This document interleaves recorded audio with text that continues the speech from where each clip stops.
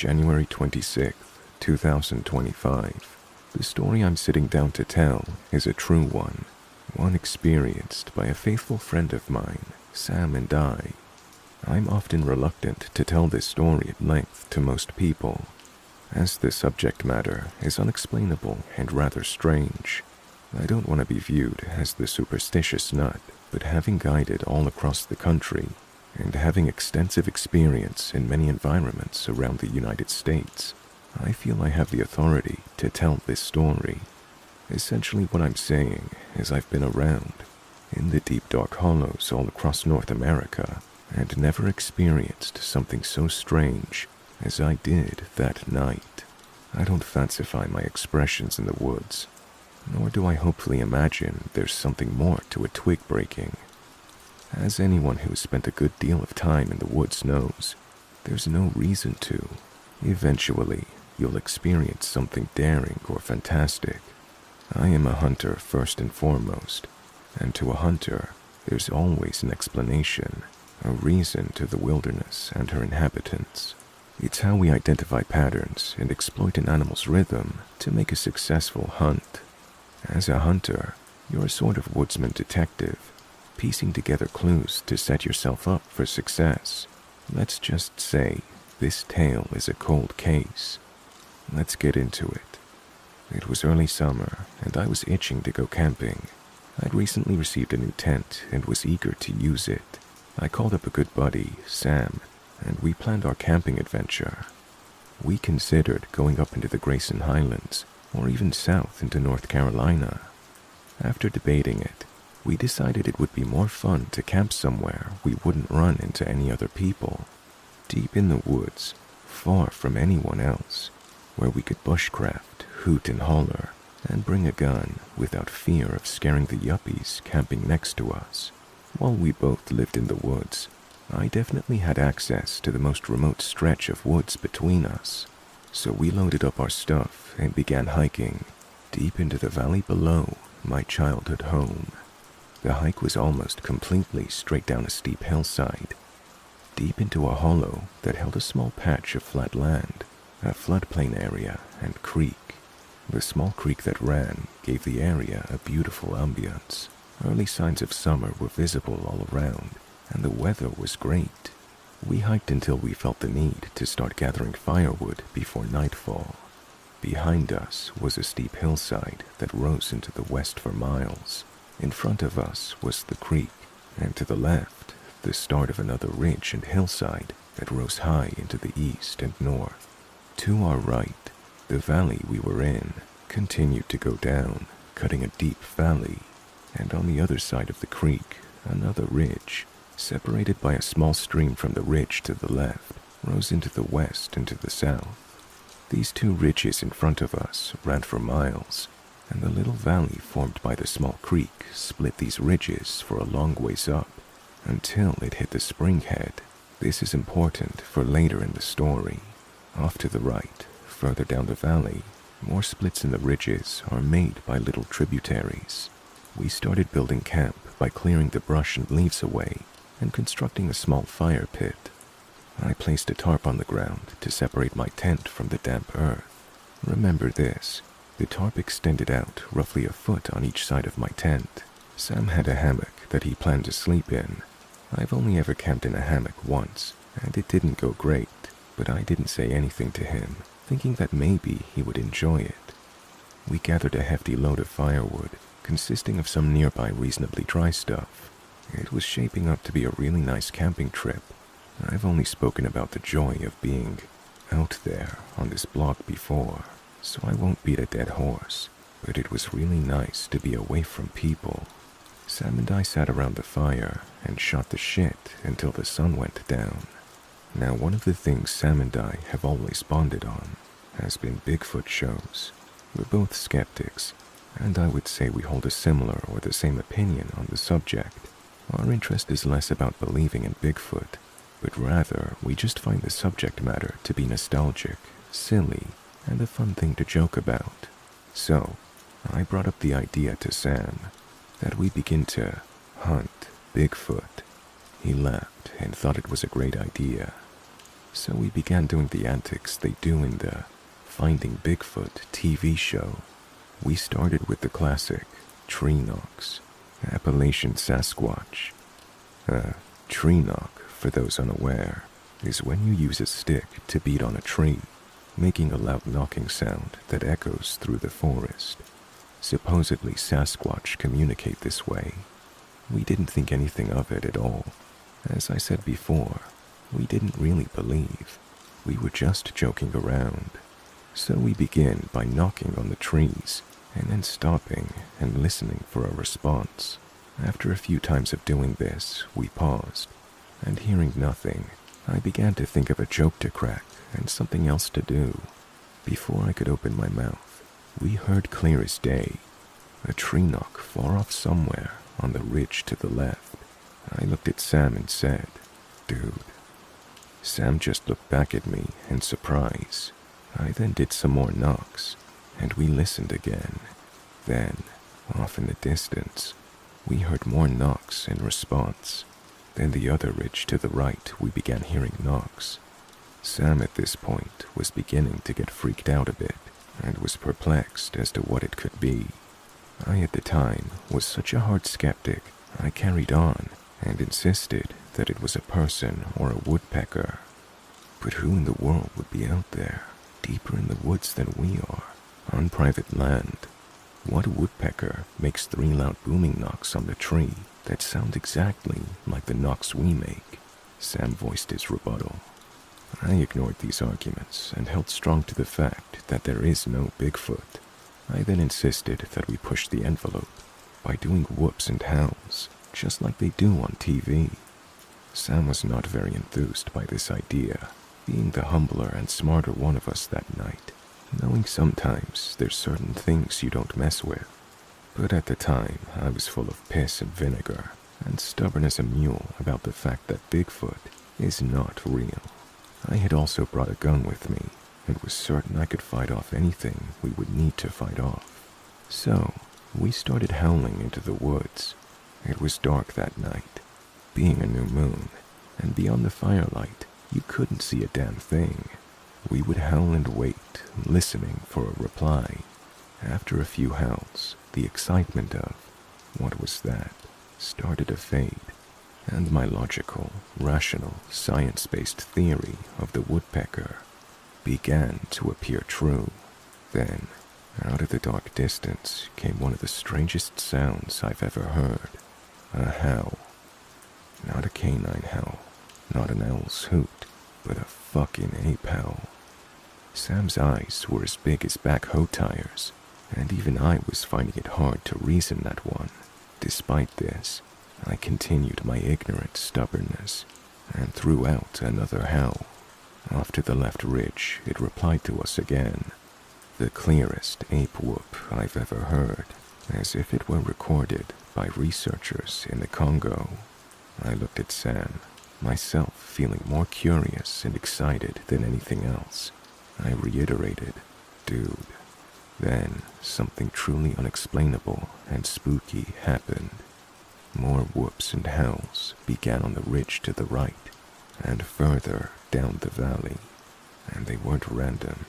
They had etiquette, as if they were chatting back and forth with each other. The one to the left would howl. The one to the right would whoop and howl. The first would respond, and then the one way down the valley would chime in. Sam was really freaked out now, and began considering if we should leave. I, being a stubborn idiot, claimed it was owls. Owls? We were both raised in these hollers. I've heard owls. You gonna tell me that was an owl? Have you ever in your life heard an owl that sounded like a fucking ape? Sam argued against my claim. Well, no, but there's no way Bigfoot is real. It has to be a bunch of owls speaking to each other. There's nothing else it could be, I replied, half laughing in astonishment and disbelief of what was unfolding that night. Sam and I kind of bickered for a minute over it, and then decided the wisest decision was to stop antagonizing whatever it was in the woods, miles around us, whooping and knocking. It wasn't too long after that we decided to go to bed.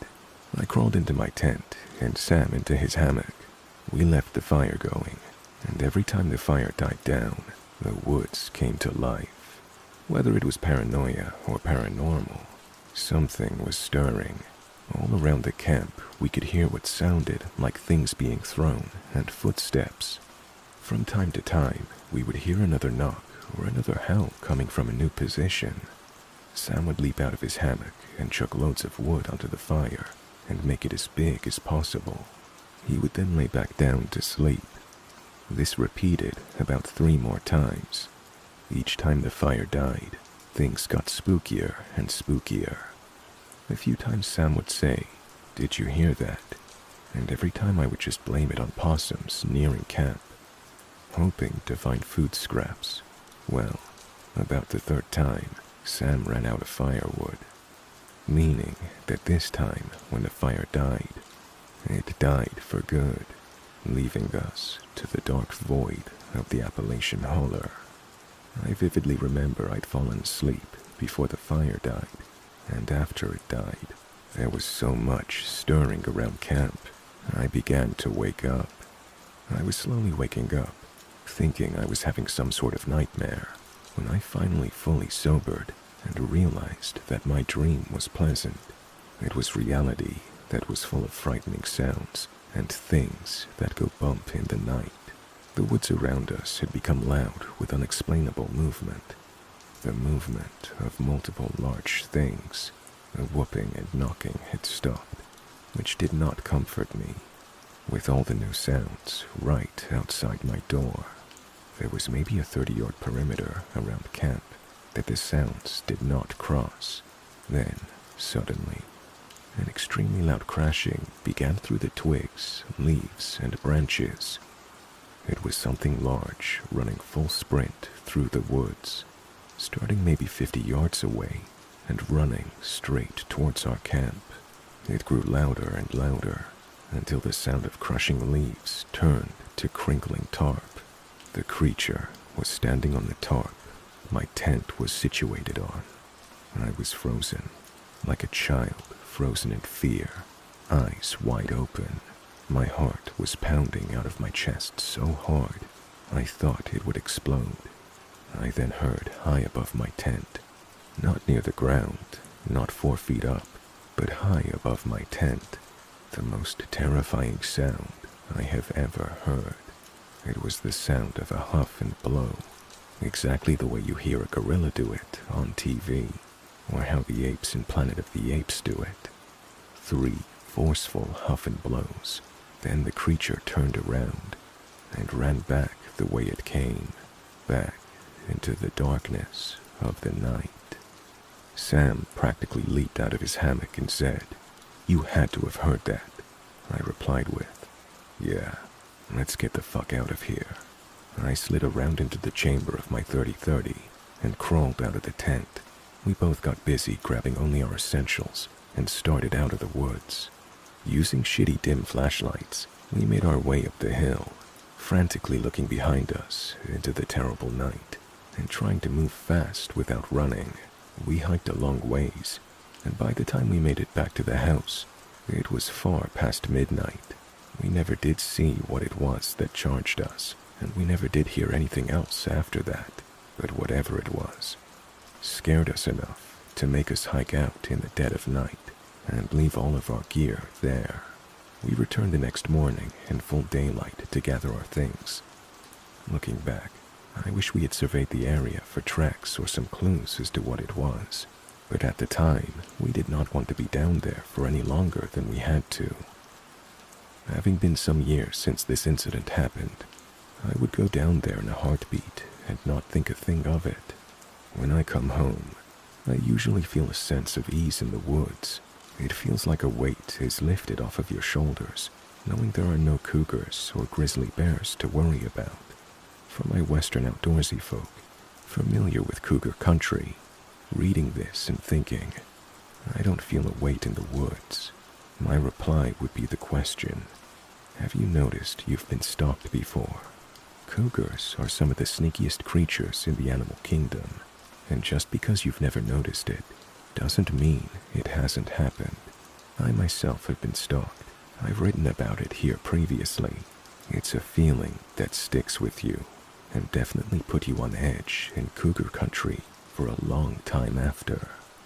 I have a colleague who guides western big game in New Mexico who told me a story once that during a hunt, he had a fellow guide spotting for him, and that guide watched a cougar stalk my friend through a grove of trees before giving up. My friend never had the slightest idea he was being stalked. I believe for an avid outdoorsman in cougar country, it is inevitable.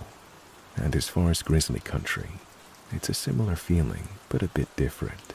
Most ill bear encounters happen because you surprise the bear in thick woods. I have many friends from my time in Alaska who would share stories of being charged by monster grizzlies from out of nowhere. They're just hiking along, and then boom, 800 pounds of death is blasting straight towards them. And the consensus is the same amongst them. If you spend enough time out there, it will happen eventually. I luckily was never charged during my time in Alaska. I avoided known bear hangouts, but the few times I spent in bear country, I always had this jack-in-the-box anxiety, just waiting for it to happen. What is funny though, is despite that weight being lifted initially, an old feeling always returns. I know it's not some sort of psychological thing having to do with that patch of woods specifically, because I feel it in most places in Appalachia. It's a feeling of being watched, a feeling that something is there, and a feeling of dread. And it amplifies every time you hear some strange crashing in the woods, or a sound you cannot explain. Most of the time I've experienced this, I've had a gun, and I think to myself, come on man, you're the most badass thing out here. Yet, I can never shake that anxiety. My brother, without having ever heard this story, recently asked me over the phone one day, don't think I'm crazy, but have you ever felt creeped out in the woods below the house? I don't know what it is, but every time I go down there, I feel like I'm being watched, and I get filled with dread. Hearing him say that sent shivers down my back. Simply because I always dismissed this feeling, I've swept this story under the rug for years, telling myself it was just a bear or whatever else. To hear my brother, who is a Marine, tell me that, certified to me that I was not simply being a scaredy cat.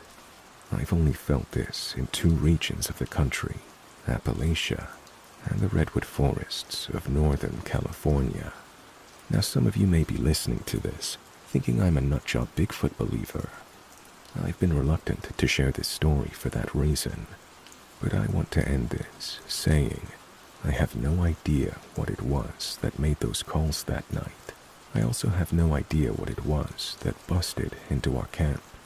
We never did lay our eyes on anything, but I want to reiterate that the story is true, verbatim to how it happened as I can recall it, without any embellishment.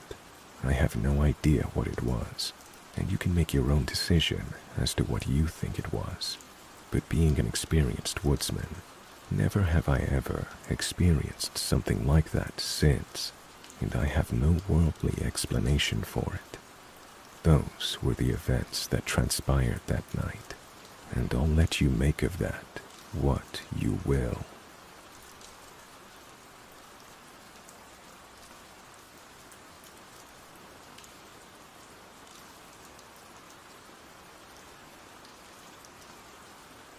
This is a true story. First, some background. Mantua, Ohio is a railroad town boasting a creepy town center with an old railway station, surrounded by a rural landscape peppered with brick buildings, sprawling properties with dense woods and cornfields, guarded by sunny farmhouses of varying age and size. 44S runs one lane each direction. I made this drive regularly to visit my then boyfriend. Familiar with the area, I would usually have music on, enjoying the drive and fresh air. One day in the middle of summer 2011, I was driving onto 44S into Mantua, making my usual trip in the mid-afternoon on a beautiful, clear day. I passed a quiet area just a few miles from my destination. On the right, Houses on 2 to 3 acre lots with big front yards, longer driveways and attached garages, shaded by tall trees with thick foliage, with backyards full of dense woods. On the left, across the road, there's a cornfield bordered by a deep grassy drainage culvert stretching several miles long. I see something that looks off up ahead. It's hard to make out, but there's something on the opposite side of the road where the cornfields are. It's a ways off and hard to make out, but it's clearly a large brown hairy mass right next to the road. It's too dark in color to be a dead deer. Maybe an escaped cow. No, not that either. Something about this mass on the side of the road is unlike anything I've ever seen, and I just can't figure it out because I keep having to look back at the road. I see it move. Maybe whatever it is isn't roadkill, and it's just an animal grazing on the side of the road in the culvert. I rolled my window down to get a better look. I slow down a little as I pass by, and all at once, I realize what I'm seeing. The hairy mass is a dead dog, being eaten by another dog, the biggest dog I've ever seen with the freakiest, emptiest eyes. As I pass by, this thing pulls its face out of the dog carcass it's eating to look up at my car and locks eyes with me. They looked right through me, and it felt like what I can only describe as pure evil. I pass it in my car at about 40 miles per hour. As I start to freak out and roll up my window, I check my mirror for a double take because I absolutely do not believe what I saw, and I see that its head is already back down, eating and out of view with no other defining features. It was totally unbothered by my car. I slow down, then speed up, then slow down, then speed up again. I want to know what I saw, but I completely freak out. I look for the nearest driveway on my right side, maybe 50 to 75 yards away, and peel into the driveway to turn around and go back. As I put my car in park, I see that a man is home and sitting in a lawn chair outside his garage, faced parallel to the road, blissfully unaware of what's just up the road behind him, while his 2 Labradors amble around him. He sees me and assumes I'm just using his driveway to turn around, but is unsettled when I drove almost all the way up the driveway, park my car and get out, still freaking out. "Take your dogs inside. You need to get inside your house." I tell him what I saw, and he gets up out of his lawn chair to look where I'm pointing, but the trees at the edge of his property block the scene from view, and it's just a bit too far. I get back into my car and keep warning him to get his dogs inside. If our places would have been exchanged, I probably would have called the cops on someone who came ripping into my driveway, rambling about some wild animal in a panic. I was terrified and full of adrenaline, with no regard for ruining this guy's peaceful afternoon. I don't remember how I left it with him, but I got back into my car, backed out onto 44, and headed back north from the way I came to get a better look at this thing, still from the safety of my moving car. I pass where it was, and it's gone. I drive back and forth one more time in disbelief at the whole thing, further back that I thought to be safe, thinking I'd underestimated the distance between the carcass and the house I stopped at. But there was a hole in the corn where whatever this thing was had clearly drugged the dog it was eating to finish it away from the road. I remember sitting stopped on the side of the road after turning around again and heading back south, looking across the road at this hole in the corn that looked far too innocent to do justice to what I had just seen. No one driving by would even notice it. I had my head on a swivel around my car and locked my doors, but something told me I wouldn't see it again and to get out of there. So I did. When I passed the house again, the man and dogs weren't in the yard anymore, and the garage was closed. Completely rattled, I called my then-boyfriend as I drove away, but if I remember correctly, he didn't answer. When I got there, I was so shaken up and couldn't make sense of what I'd seen. This was right after high school, and he still lived with his folks in a creaky farmhouse in Ravenna. They had just moved into it, and I did not feel safe in that house that night. I brought back all of my childhood fears of being afraid of the dark and what was under the bed, like that thing could be anywhere. I remember this like it was yesterday, and even though I've shared this story with a few friends, I've never written it down. Whatever this was built like a dog, but bigger than any dog I've ever seen. It was very dark brown with dirty hair. I've considered that it might have been a black bear with mange, but even though I only got a quick glimpse of it, it didn't move like a bear, and the piercing eyes in the broad daylight, those were something else. It was canine, not Bigfoot or any other common myth that I'm aware of. Maybe someone here will know. I haven't done too much research into what it could be, because I think part of me is scared to know what it could be. A black dog, a werewolf, I have no idea.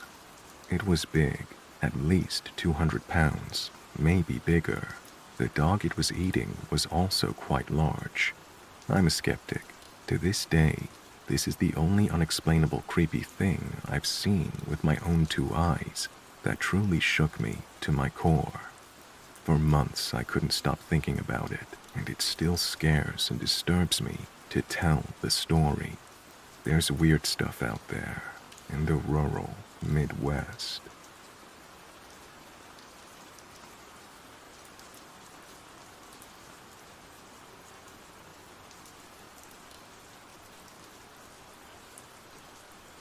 I'm from remote Alaska. I grew up with stories of old creatures and legends, but I've also seen some things. My village is roughly 250 miles northwest of Fairbanks, Alaska. It is situated in the mountains and surrounded by a national park, so there's already suspicion of supernatural entities there. Growing up, I was always told about the Inuthli-Garak, or the little people. These smaller humanoids are of smaller proportions, but they're strong, fast, very smart, and they even speak an old dialect of the language of the area they live in. At a distant point in time, we lived alongside them and hunted for and with them out on the Nuna or tundra. But as one family was visiting another, a human's dog ate the little one's child, and so began a grudge that some still hold today towards humans. There are stories of people being lured away from their homes just to be tricked and left out in the middle of nowhere. There are also stories of them helping us humans in times of need. Like from my village, caribou were herded by a small blurry thing towards a group of people, and there was a good harvest of animals that fall. There are also stories of the Inukpak, sometimes called Bigfoot by people, even though they don't always look like an ape-like human. The old stories talk of giants that roam the land in silence or in anger. One story even tells of a cannibalistic one out west near Nome or Kotzebue. Back home, they come around when the caribou do, like the Inuthli-Garak, and will either be mischievous or just watchful of humans. In my personal experience, I've seen the little ones and the big ones. They can both resemble humans or just a blur on the land. I believe they're part of another world or dimension, and that's why they cannot always be seen. But hey, we may never know.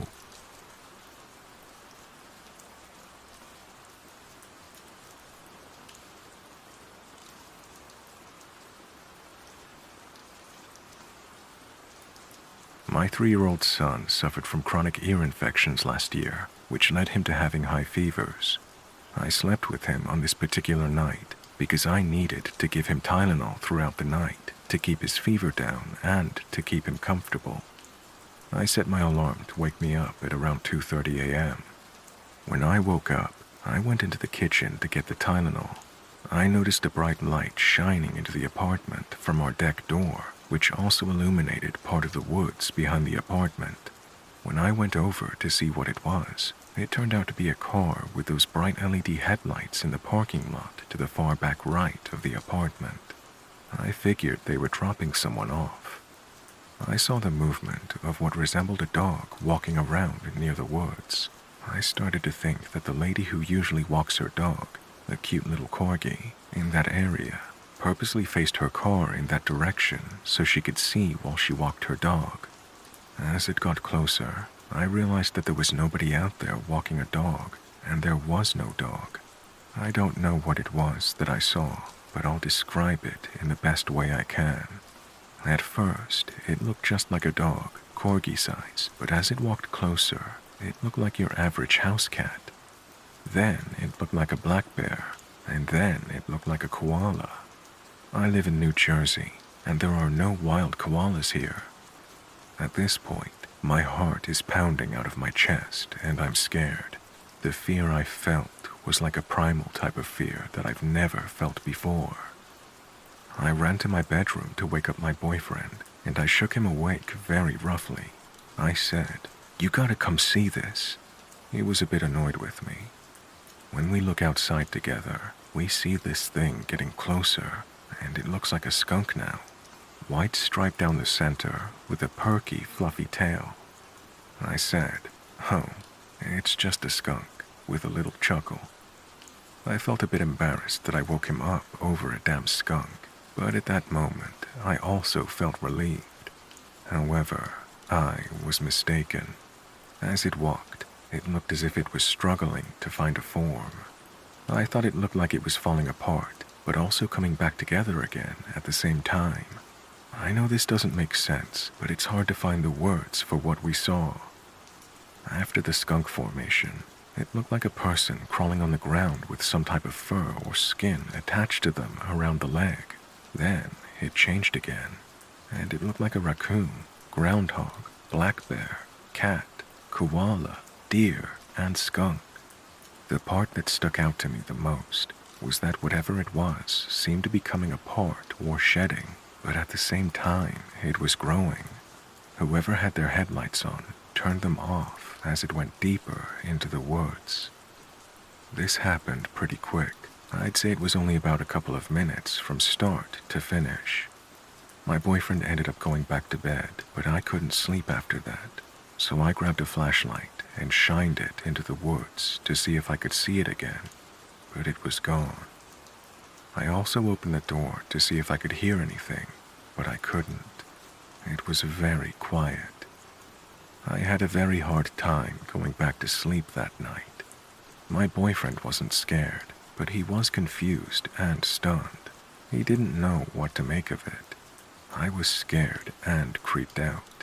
I know if I hadn't woken him up to see it for himself, he most likely wouldn't believe me and would have chalked it all up to me being groggy from just waking up, or possibly it just being an animal. Unfortunately, I know what I saw, and I'll never forget it.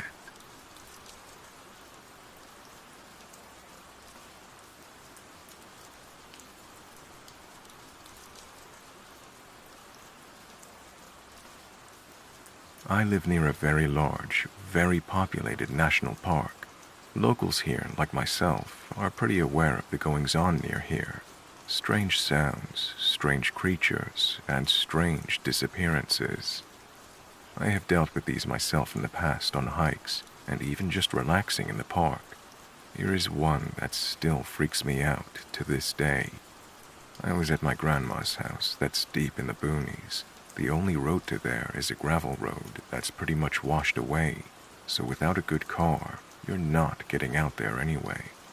My cousins lived in a trailer with their moms right below my grandma's. We played all sorts of games, which mainly involved me getting chased. I was the youngest. My grandma was in the hospital with my aunt, so our older cousin, Dee, had to watch us. Dee was, and still is, the only cousin that's older than us that we still hold in high regards. He would mess with us and play around, but actually cared about us. The whole day we spent playing around, but we would usually play more at night. Things like hide and seek and tag and whatever else. We had been playing pretty far away from the house, and it was starting to get dark. We decided to go back to the house and grab flashlights and play manhunt. Of course, I was the one being hunted. I ran pretty far into the woods on the other side of the property and hid behind a log. I heard my cousins getting close, so I ran, and they saw me. We ended up running to the very back of the property line, almost a mile from the house, and we saw my cousin, D. He looked at us and kind of growled, and we all ran away from him, thinking it was a game.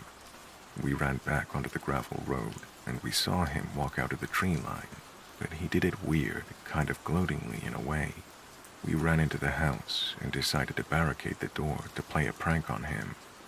We moved a couple of things in front of the door, but decided to move the big coffee table in front of it too. As we loudly scooted the table across the floor, D came into the living room from the master bedroom, rubbing his eyes. We had obviously woken him up from all the movement, and he was mad. We had told him about seeing him chase us, and he got wide-eyed. He told us to go to our bedroom and stay there. We sat in the bedroom for about 20 minutes, and he came in and told us not to worry, that it was just him scaring us, and we went on with the night.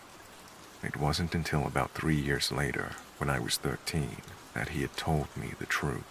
It was a skinwalker. He told me that he's dealt with it when he was our age, and he proceeded to tell me his story. I may share this someday, depending on how far this goes.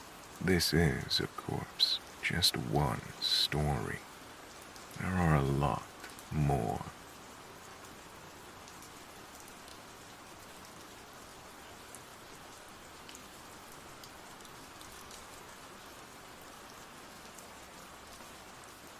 I've lived in Southern California my entire life. If you know anything about California, it's very diverse.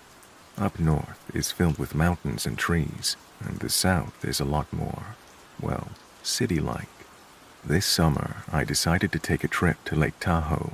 It's a beautiful place, and my first time being upstate. I'm going to chop this story up into segments to make it easy. Day 1, I settled into the cabin at around 5 p.m. after an 8-hour drive. I was very tired. I went and lay down in the bed that was in the loft. It was quiet. It was like being in a different world.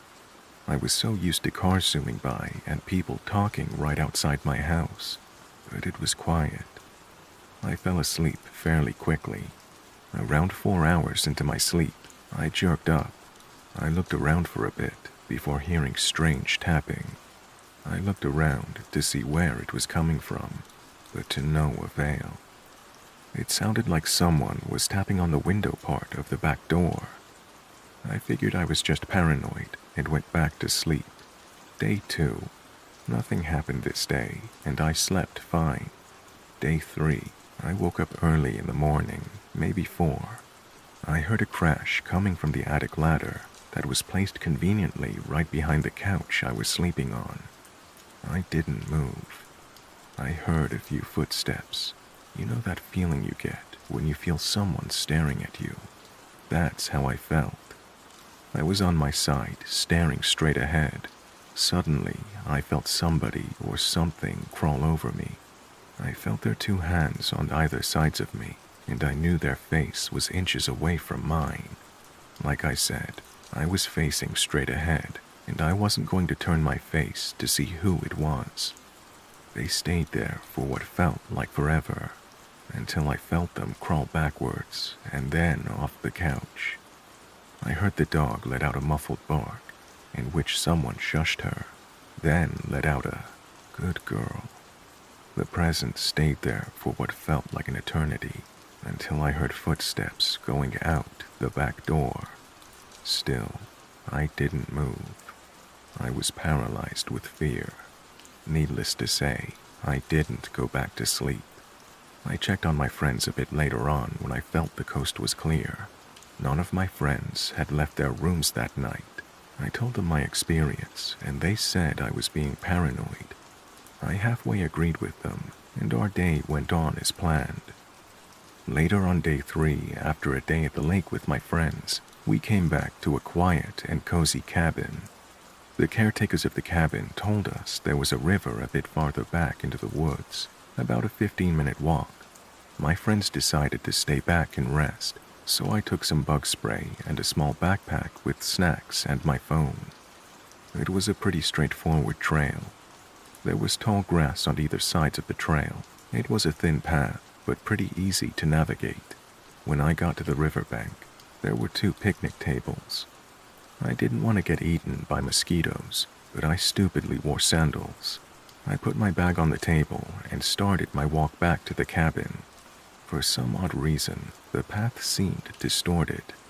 What was once a straightforward trail was now covered in rough terrain. I noticed the tall grass on the side of the path had been disturbed. It was as if something huge, and I mean gigantic, had walked over the long grass. At first I thought maybe it was a bear, since the locals had told us bears were a problem this time of year. But the sheer size of it made me second-guess that. I was a bit taken aback by this. However, I continued and made it back to the cabin, then back to the river. I was a little frightened now. I kept telling myself I was just freaking myself out, and I should enjoy the nature. I sat down at one of the tables and watched the river. After a while, I felt like there was something staring at me. I looked around, assuming one of my friends was on their way to prank me, but there was no one. Across the river, I noticed a bit of brush that was shaken up. There was a clearing in the bushes that was fenced off by 2 logs in an X shape. The longer I sat in that spot, the more worried I got. I couldn't help but feel like there was something behind the thick brush that I couldn't see. I went down the river, hoping to come across some kind of life. But nothing. No fish, no frogs, no roads, just mosquitoes, and a bunch of them at that. Disappointed with the lack of anything really, I went to sit back at the table, and that's when I heard it. It was a noise I can't really describe. It was a scream, but a gurgle, as if whatever it was had a mouthful of water. It was inhuman. I froze. In the moment, I should have been running for my life, but I just froze. I heard rustling in the bushes behind me, the ones I was worried about earlier. Then, again, the scream. It was the loudest thing I've ever heard. Run. And so I did. I sprinted my ass through the forest. What should have been a quick trip back to the cabin was anything but. After about 10 minutes of sprinting, I noticed I was lost. I stopped for a few moments, frantic to see if I could find anything that looked familiar. I saw a bridge that I crossed on my way there, and I started sprinting. I thought to myself, why didn't that damn thing kill me? I had stopped for a good minute, but I could hear it chasing me. It was a fucking game for the damn thing. Every time I stopped, it would as well. I finally made it back to my cabin, and instead of going inside, I stood on the porch. I faced the forest, and I cried. I couldn't see anything out of the ordinary, but I knew it was still out there. I didn't want to turn my back to it, so I sat there for hours, silently crying, occasionally checking my phone, and well, writing this. I don't know what the hell that thing was. The only thing I can even compare it to is a Wendigo. All I know is that I will not be going to that river ever again. If you could please shed some insight on what or who might have been out there, I would appreciate it. These past 2 days have just been too weird not to be connected. The last day of the trip, we burned some sage before heading to bed that night. My friend Brett came up to me around 4 in the morning and told me he couldn't sleep. We watched TV for a little while, before again hearing taps on the back window. It lasted a few seconds, and was sort of in intervals, if that makes sense. My friend Brett managed to get a video. We didn't check it out because, well, quite frankly, we were scared as hell. After about 10 minutes, the tapping stopped. Brett and I took turns sleeping. No other strange thing occurred that night. Brett and I were woken up by loud banging on the shed out back. We went to investigate, and there was nothing there. I'm leaving in 2 hours. I'm so excited to get back to the city life and leave this place and all its weird shit behind. Probably against my better judgment, I went back to the river to take some pictures. Something very strange happened while I was out there. I really can't explain it. It was loud gurgling noises and soft music. I was pretty deep in the forest, and there was no one out there with me. I got back to the house and had my friend Brett go up into the attic, while myself and the others watched from below. There was nothing up there. I'm not sure if I feel better or worse knowing there's nothing up there. I did find some sage under the cabinet, which makes me wonder if it was there for a reason.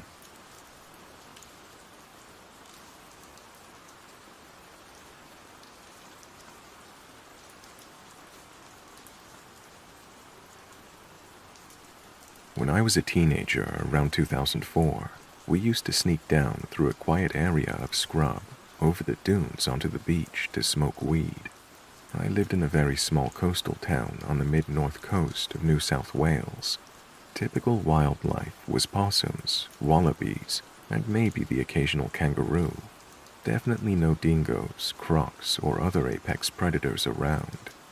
One night, as we quietly made our way down the path, we noticed a shuffling, rustling sound in the undergrowth near the path.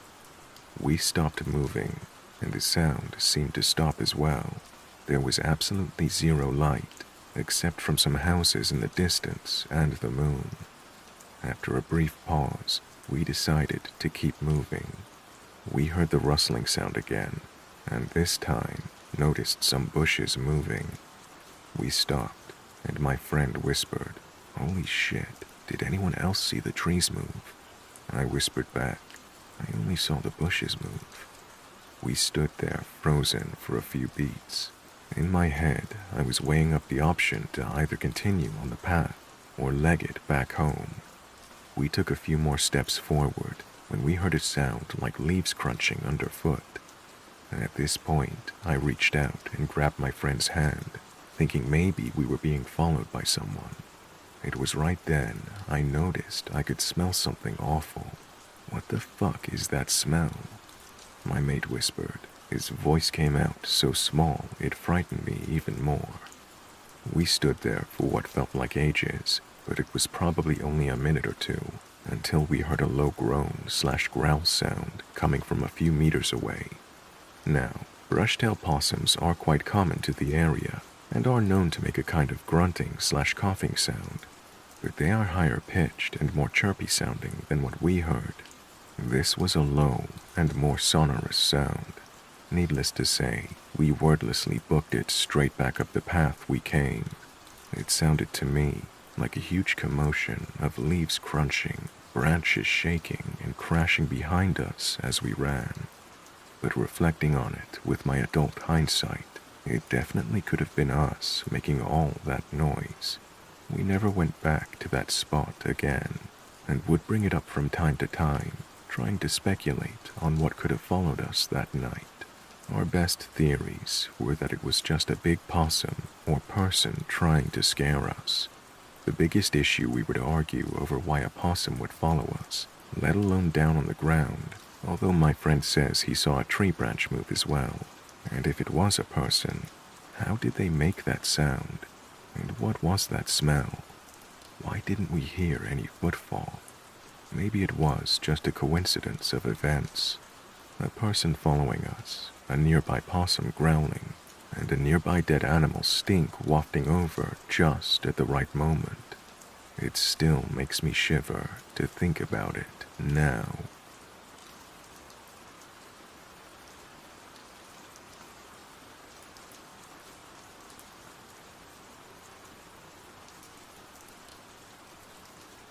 This was about 4 or 5 years ago. Back then, I lived with my mother in a shed on a farm surrounded by woodland.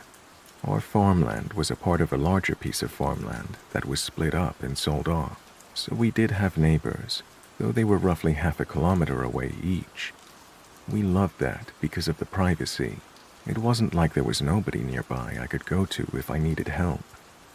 That thought is what had me fearlessly walking alone at night between the hours of 7 to 8 p.m., sometimes fluctuating from earlier to later depending on the day. Sometimes I even went out on a walk at 2 a.m. in the morning because I was restless and couldn't sleep. Looking back, this was incredibly stupid, and after this incident, I never walked after 6 p.m. ever again, always making sure there was at least some sunlight left when I set out. The route I always took was a road circuit. The first part was out in the open in front of all the other farms, including my own. If anything had happened, at least one person would have noticed, and reception was pretty good, so I would have also been able to call someone. The second half, on the other hand, was concealed by about 200 meters of woods between the farms and the back road, stretching the full 2 kilometers at the back of the farm. And it was during that part of the walk when I had this creepy encounter. It was late at night. I can't remember what time exactly, but it was pitch black with the exception of my torchlight. I was about to approach the turn in the loop that would bring me out into the open again when I heard it. Help. It was this monotone voice that repeatedly asked for help. It didn't seem panicked in the least. I took my earphones out and turned my music off to make sure I was hearing correctly, but it didn't stop. Help. Help. A very stupid part of me almost responded, because for some reason my first instinct was, oh no, someone's in trouble, like a naive kid, even though I would have been like 16 or 17 at the time. Of course, then my brain kicked in, and I realized that approaching that voice was just about the stupidest thing I could do, so I started quietly backing away. Unfortunately, my cat had followed me on the walk and wasn't backing away with me. No, she was walking towards the voice, softly hissing. I remember desperately trying to get her to come back towards me without alerting the voice to my presence, just in case they hadn't noticed me yet. But I was getting scared and didn't want to stay there a moment more, so I ran forward and grabbed her. I then turned around and bolted back towards the house.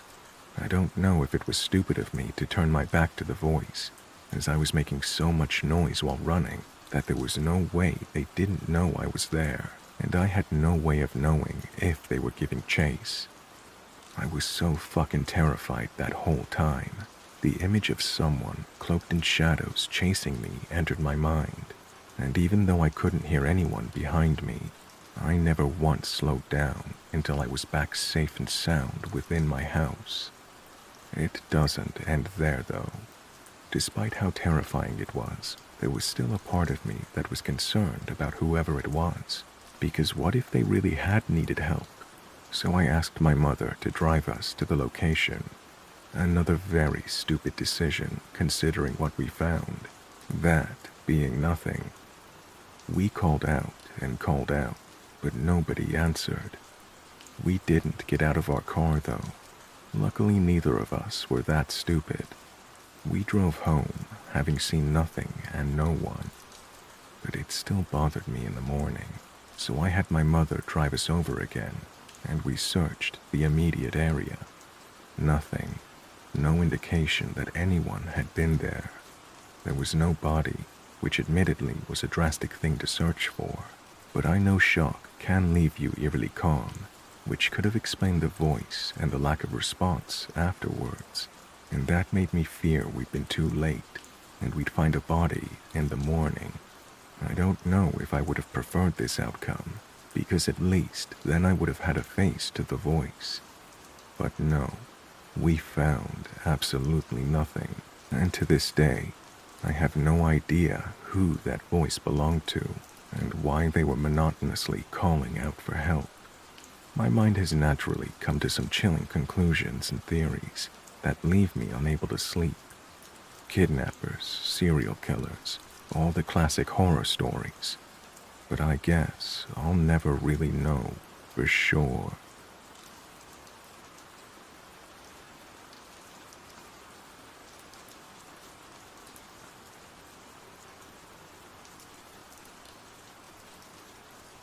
As a child and young teen, I lived in a very strange situation in the woods. I'm not sure if this encounter may have been some kind of entity, or perhaps something different. I hope someone can give me more information about what happened to me and my friend. I was around 12 years old at the time, and my best friend Alex must have been 10. Alex's father had purchased a large amount of forested land around 100 kilometers away from the city we lived in. It was all forest when Alex's family acquired it. They cleared a little patch to build a house, and the rest was pure, unadulterated forest. Their land was cut in two by a dirt road that, if you followed it for several kilometers, led to a few houses, and their land was very different depending on which side of the dirt road you looked. On the right side, where their house was, the forest was light and luminous, or at least it felt that way. It was not too dense, with little rolling hills, a lovely place to play. On the left side of the road, it was another story. First, there was a deep ditch, perhaps 2 meters deep, which then became a quite high and steep hill. Weirdly enough, along the long road, the ditch was full of car parts. A set of car wheels here, a door there, a steering wheel way over there, all old and overgrown with moss. And over the steep hill, the forest gave off a really bad vibe. It had lots of very tall, dark, coniferous trees with almost black trunks, and the place seemed somehow devoid of light or life. Climbing the hill, there was some sort of swamp there. When we were there was this strange pressure. We sensed a kind of animal instinct that told us to leave this place. The strange atmosphere was spontaneously obvious to both me and Alex, and we playfully called that side of the road Demon's Forest. One weekend day, probably in 2001 or 2002, my family and I came to visit Alex's family. Bored by the adults, my friend and I decided to go play in the forest. Alex's father told us to watch out. There was an animal that had been rummaging in their trash bin and causing other nuisances. He said it was a dog that looked somewhat like a Rottweiler that surely belonged to someone living up the dirt road. He warned us that we shouldn't interact with the dog if we saw it, as it didn't look healthy as far as he could tell, or something was weird about it. He said it somehow looked diseased or contagious, or had patches of fur missing. I can't remember exactly. And so we set out on our walk. It was autumn, and the leaves were pretty and golden, many having already fallen to the ground. It was a calm, slightly overcast windless day. The air was very still and calm. Alex and I decided to walk along the dirt road, with the pleasant section of the forest to our right, and Demon's Forest to our left. We chatted while following the road as it was rising up a slope. As usual, we were slightly creeped out going up that road because of the weird vibes of the forest to the left side. But we were challenging ourselves to be brave and trying not to really think about how unsettling it felt. A good distance away from their home, when it was already well out of sight, I noticed the first strange thing of the day. Out of the steep hill on the left side of the road, there was a very large and dark pine tree hanging over the road. Someone had attached a pink ribbon to one of the branches. The strange thing was, the ribbon was flailing strongly in the wind. Its loose ends were flapping almost horizontally. Here's the thing. It was a completely windless day. There was no wind to speak of. The ribbon was within my reach, so I even touched it as it was flailing. I even licked my finger and held it in the air to check if I could feel any wind or air current at all, as my dad had taught me. The air was perfectly still, yet the ribbon flailed. I mentioned it to my friend. He seemed distracted, and he was younger than me, and sometimes didn't catch on to what I said, so I didn't press the matter. We continued our climb. We reached a place where the hill on the left side of the road had a gentler slope and began further away from the road. In fact, it looked as if the hill was kind of carved out in a way that would have made it easy for us to climb to get into Demon's Forest. It almost seemed as if the hill was carved in a sloping circle, like in a theater. and the road we stood on would have been the stage. It gave us a very clear, treeless view of the hillside, full of golden and red fallen leaves. The trees began at the top of the hill, maybe 9 meters higher. We stopped to admire the view. Canadian autumns are a sight to behold. Alex suddenly got really excited. He thought he heard something in the demon's woods up the hill, and he really wanted me to pay attention. He explained that there are wildcats in that forest. They had spotted them with his dad. One of them had reportedly had kittens. Kittens being one of the most exciting things in the world for kids our age, getting us all riled up. But somehow, my hackles were up, and I couldn't really relax, even thinking about adorable wild kittens. He actually thought he had heard the cat meow in the forest, up the hill close by. He vehemently suggested that we try meowing at it to see if it would respond. Maybe it would even bring its kittens along and we could see them and play with them, he said. I hadn't heard any sounds at all, and I really didn't like his idea of screaming meows into the creepy forest. What kind of wildcat would respond to human children anyway? Wouldn't it be obvious that we are not cats by the sound of us? That seemed like a dumb idea to me. Before I could try to talk him out of it, he loudly meowed into the forest. To my utter shock, the forest meowed back. Alex was delighted. He meowed again. Something in the forest answered again. I was actually shocked. This didn't make much sense to me. It creeped me out, but I suspended my disbelief to see what would happen. He kept meowing over and over. For every one of his meows, there was one coming back in response from the woods. Something felt off to me. Feral or wild animals didn't behave that way. Even at 12 years old, I realized that. And it wasn't an echo. The cat did not bounce back any sound that we threw at it except meows, which it reciprocated immediately. And anyway, there were no hard rocky surfaces around off which sound could bounce off of. Everything was covered in a soft layer of sound-dulling leaves. Alex got even more excited. Listen, the cat is coming towards us. She's coming to see us with her kittens. To my surprise, he was right. There was a rustle of dead leaves coming from above us, from above the slope in the creepy forest. It seemed like the rustling was getting closer to us, but it was way off, because cats are small and light and careful with their steps. They don't make a ruckus when they walk through the woods, but here, the rustling leaf sounds were extremely obvious, along with the meowing, and in fact, it sounded more like steps, like someone with 2 legs walking in the leaves, and it was getting closer to us. My alarm signals were starting to go off with all the wrongness of it all, while my younger friend was oblivious. He was calling it more vehemently, noticing that it was coming towards us. Then I realized what seemed so wrong. The sound was coming towards us, but there was nothing to be seen. Right in front of us, we had the gently sloping hill, treeless and clearly visible.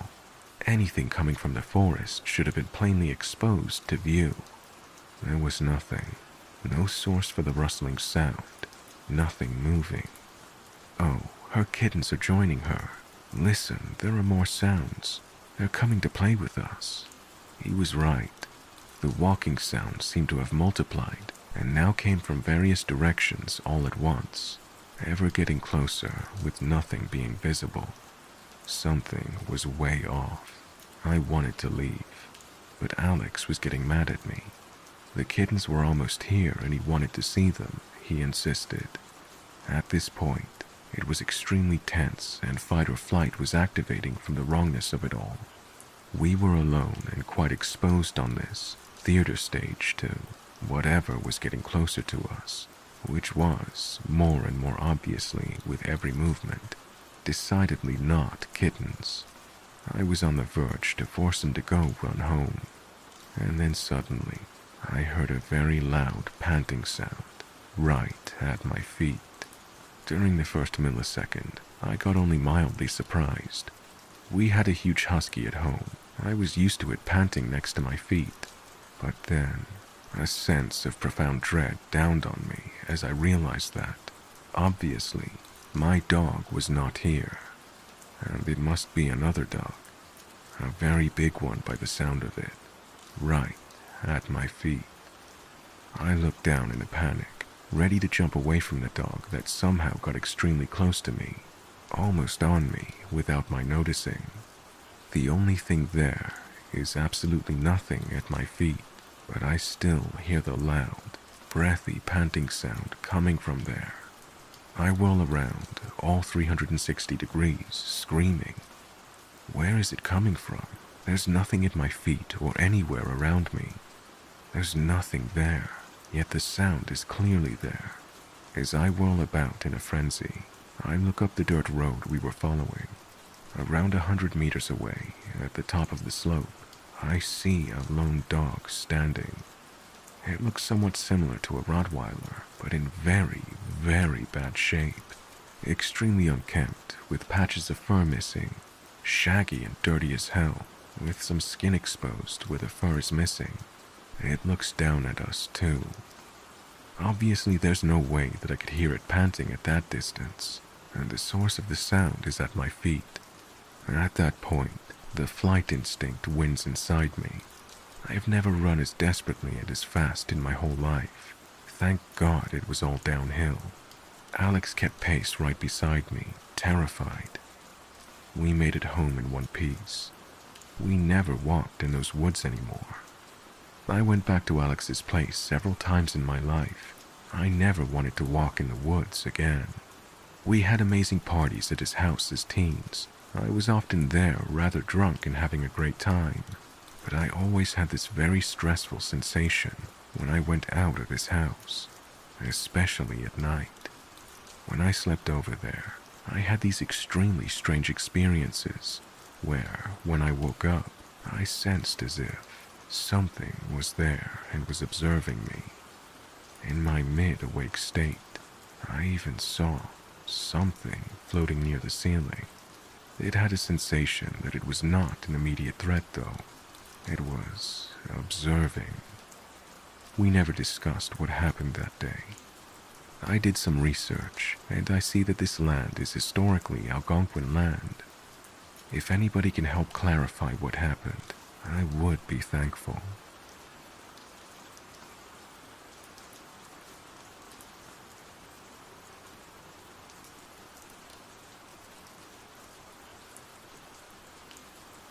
Things in this world aren't always as they seem, and there appears to be much beyond our comprehension and what we are often taught growing up. This all started in the spring of 2018, when my fiancée and I decided to move back to her family's farm. Our first house was small, but the price was right, and it had what we needed with 5 acres and a barn. But after 5 years, the plumbing was having issues, and we found severe termite damage that was going to be more trouble than it was worth. Financially, we couldn't afford to build what we wanted yet, and even though we both swore we would never live in a double wide, that's what we decided was the best plan of action given the circumstances, until we can build our dream barn dominium on the farm. So our house is delivered and set up in March. We have 50 acres that's bordered by the Ouachita National Forest. To an outsider, these mountains may not seem like much, but it's one of the oldest mountain ranges in North America, and erosion beyond our comprehension dwindled what easily rivaled the Rockies into what you see today. This was a dream for an outdoorsman like myself. Not only did we have our own 50 acres to hunt on, but thousands upon thousands of acres of deciduous mountains to freely roam. But the farm did have its oddities, and weird things sometimes happened. The first year we dated, we hunted a couple of times there, and I discovered very quickly the land behind the barn was uncomfortable. It just gives you the willies and feeling of being watched. This area has a rich history of a main wagon trail and Indian trail very close by.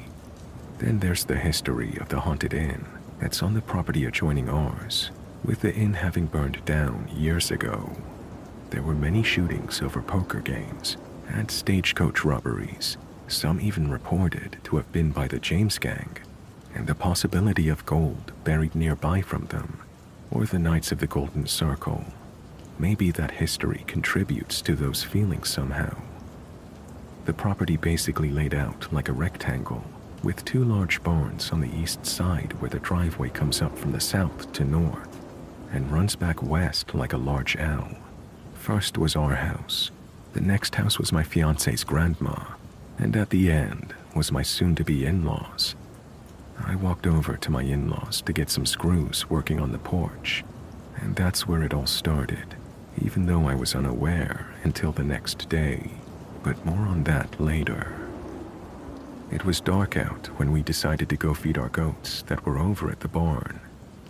As we walk out, my fiancé said something big and black ran through the yard. I asked how big it was. Our door is a mere 30 yards to the tree line that goes straight up the mountain, and we have bear from time to time. But she said it was more like a large dog. We got in the Jeep, and instead of heading to the barn, I turned west towards the in-laws to use the headlights, and sure enough, there was yellow eye shine and the outline of a large black dog that was maybe 60 yards from me. I get out with a cheap flashlight and call to the dog, but I get no reaction. Just two large yellow eyes staring back perfectly still. So I approached it slowly, talking to it, trying to call it over to me, and it just trots back toward my yard. So I walk down the drive back into the yard and begin trying to approach it again. I get about 25 yards from it this time, but something wasn't right about it. It all felt off. I wasn't scared or felt threatened really, but it did not feel right. Then it hits me, like a ton of bricks. It was as if this thing absorbed light, like some dark void from another realm. No matter how hard I tried to focus my eyes or adjust the light, I couldn't make out anything with this thing before me, other than it appeared to be a dog that absorbed light. Cool. That's believable. It eventually grew tired of me and wandered off across our field to the road. I wrote it off as a neighbor's dog and moved on with my night. The next day, my fiance's grandma asked me about our big black dog. I replied with a puzzled look, saying that we don't have a black dog. She told me when I walked back over from getting the screws the previous day that it came down out of the woods and had followed me back towards our house. I told her that must be the dog that we saw last night. I had told my fiancé about how it seemed to absorb light, and something just didn't seem quite right with it at all. It was also massive. My shepherd is 70 pounds, and our Pyrenees Anatolian mix was 85 pounds, and it dwarfed both of them. 2 days passed without seeing the dog, and it was out of my mind, and I wrote it off as a neighbor's dog from down the road, or possibly one that was dumped. 2 a.m., I'm awakened by my shepherd and Pyrenees in the house, going ballistic, barking and growling, trying to get out of their kennels. I get up and walk to the outside door as quiet as I can, while the dogs are going ballistic. I flip on the light, and the beast was on my steps. It appeared to have been sniffing around the door. As soon as I turned the lights on, in one fast motion, this thing did a 180, leapt off the steps, and was gone into the darkness again. But this time I saw its tail, a long bushy tail like my shepherd's, but bigger, and it had pointed ears. The black wolf. I know what you're thinking. It doesn't sound scary, but to see it, the way it seemed to absorb light, it felt like pure evil, pure hatred. Something was very unnatural about it. My brother-in-law calls me a few days later and asks me if I've seen a huge black dog or had any issues. He lives down the road and just through the woods from us, so I told him about it following me and the encounters. He tells me that his pit bull he keeps out back was going wild the night before, and he went out there with a good bright light and about 30 yards away in the wood line was a set of yellow eyes staring back. It would close its eyes, and he said you couldn't see anything, that it was like it was trying to hide. This happened a few times before he finally saw it, and described it the same way I did. Yellow eyes, shaped like a large wolf, but its body, that endless black pit. Somehow it absorbed all light, and you couldn't make out any details other than yellow eyes and the outline. The day after our wedding, in early May, my brother-in-law calls me to tell me it came back the night of our wedding. They got home after dark, and it was just sitting on the porch when he heard bawling and screaming from the woods. He grabs his 12-gauge pump and goes to investigate. He finds that black wolf again at the edge of the thicket, just the yellow eyes piercing back at him. Deciding that he's had enough, he took aim and fired, but he didn't expect what happened next. A set of blue eyes suddenly appeared and dropped to the ground, and the yellow eyes seemingly vanished. He cautiously approached to see a small fawn with spots laying where the wolf had stood, with slobber all over its back and looking dazed. He went to pet it, but it stood up and runs right into a tree. It falls over and gets back up again. It bounds off deeper into the woods. He looked for the wolf, but he didn't see anything else, and there was no blood.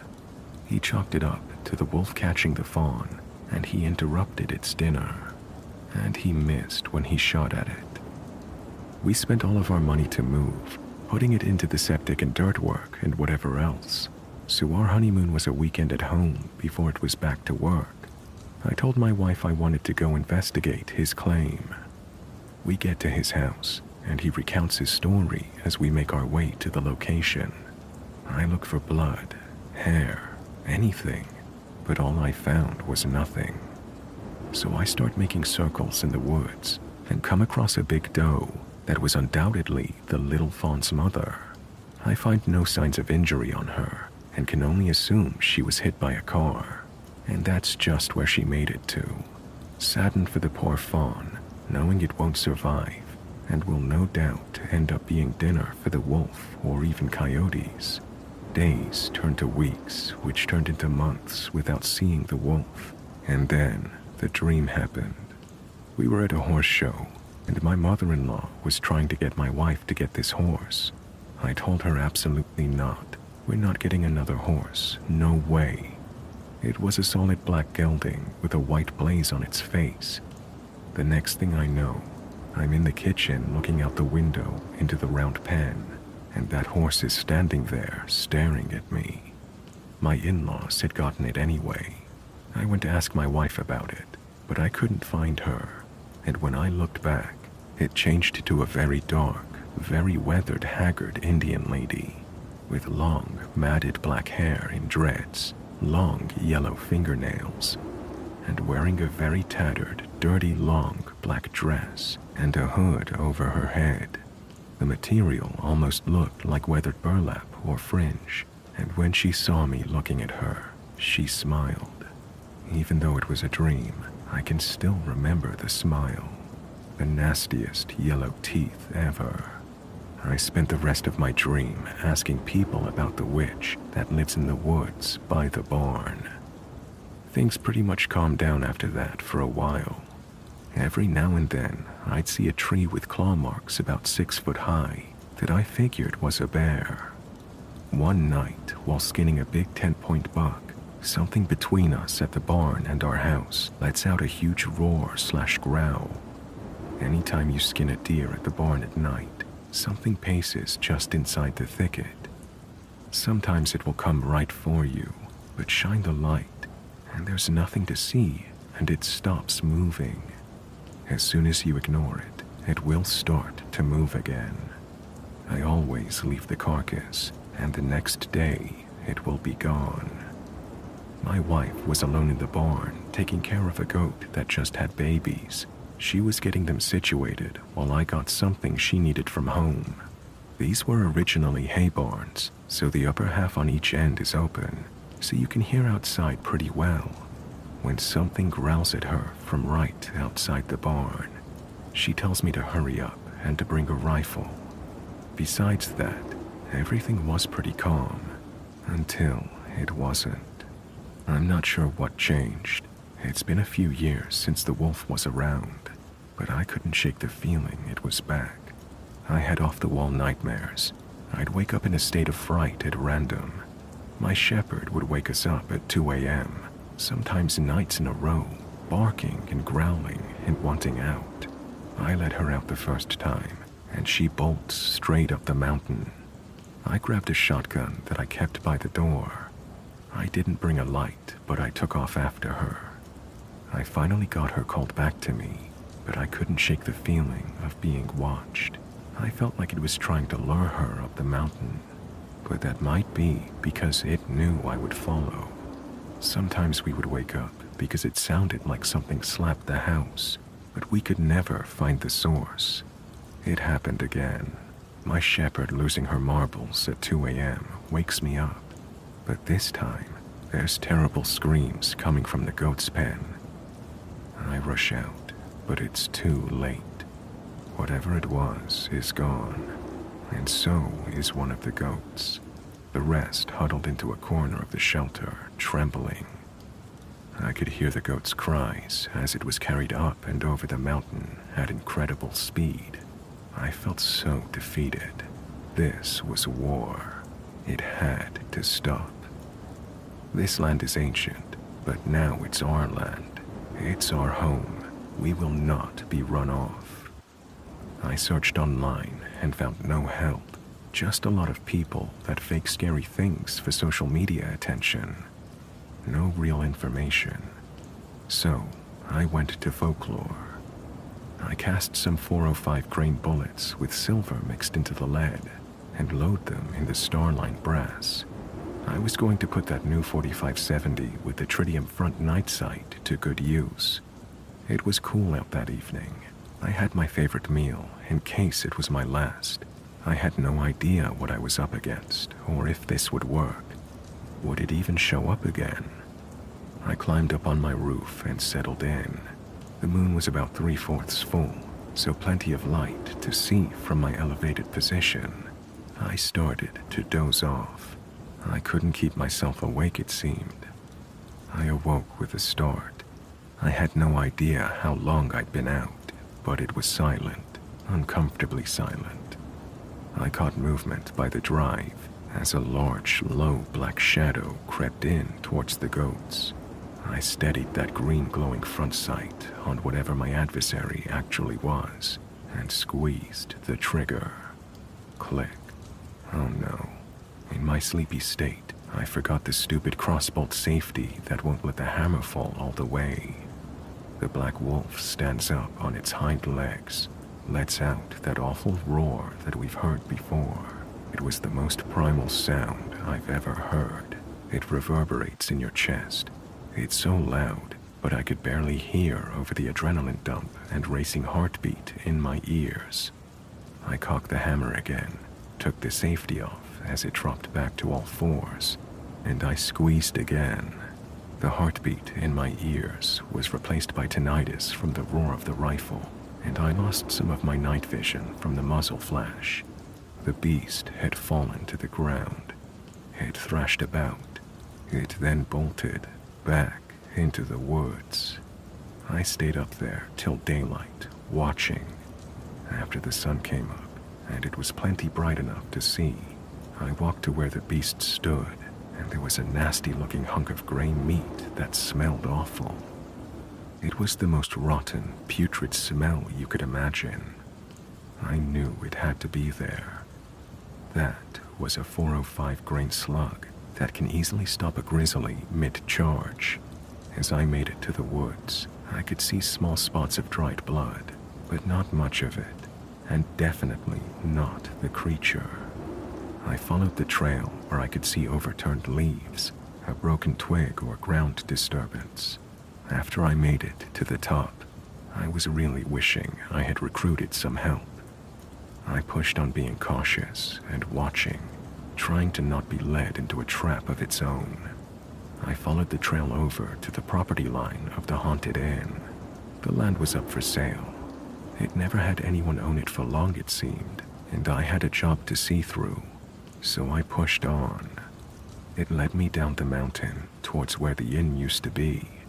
Before I reached the side of the inn, the trail led me to what appeared to be an old unmarked grave, and back up the ridge and up a steep, narrow ravine with large chunks of rock and boulders. At the very top was a small opening to a cave or abandoned silver mine, possibly. The area smelled so bad I could hardly keep from throwing up. The large rock overhang had some kind of old symbols carved into it, but this was no time to be distracted. I looked into the opening as best as I could, and I swear, there was an old spear in there like what the conquistadors carried. There was no way I was fixing to go in and find out, though. Between the smell, the horror of what I'd seen, and how it made it all the way back here, I was done. I wanted to go home, so I did. It's been 3 years now, with no sightings or strangeness. I just make sure to leave a deer at that corner of the property every year.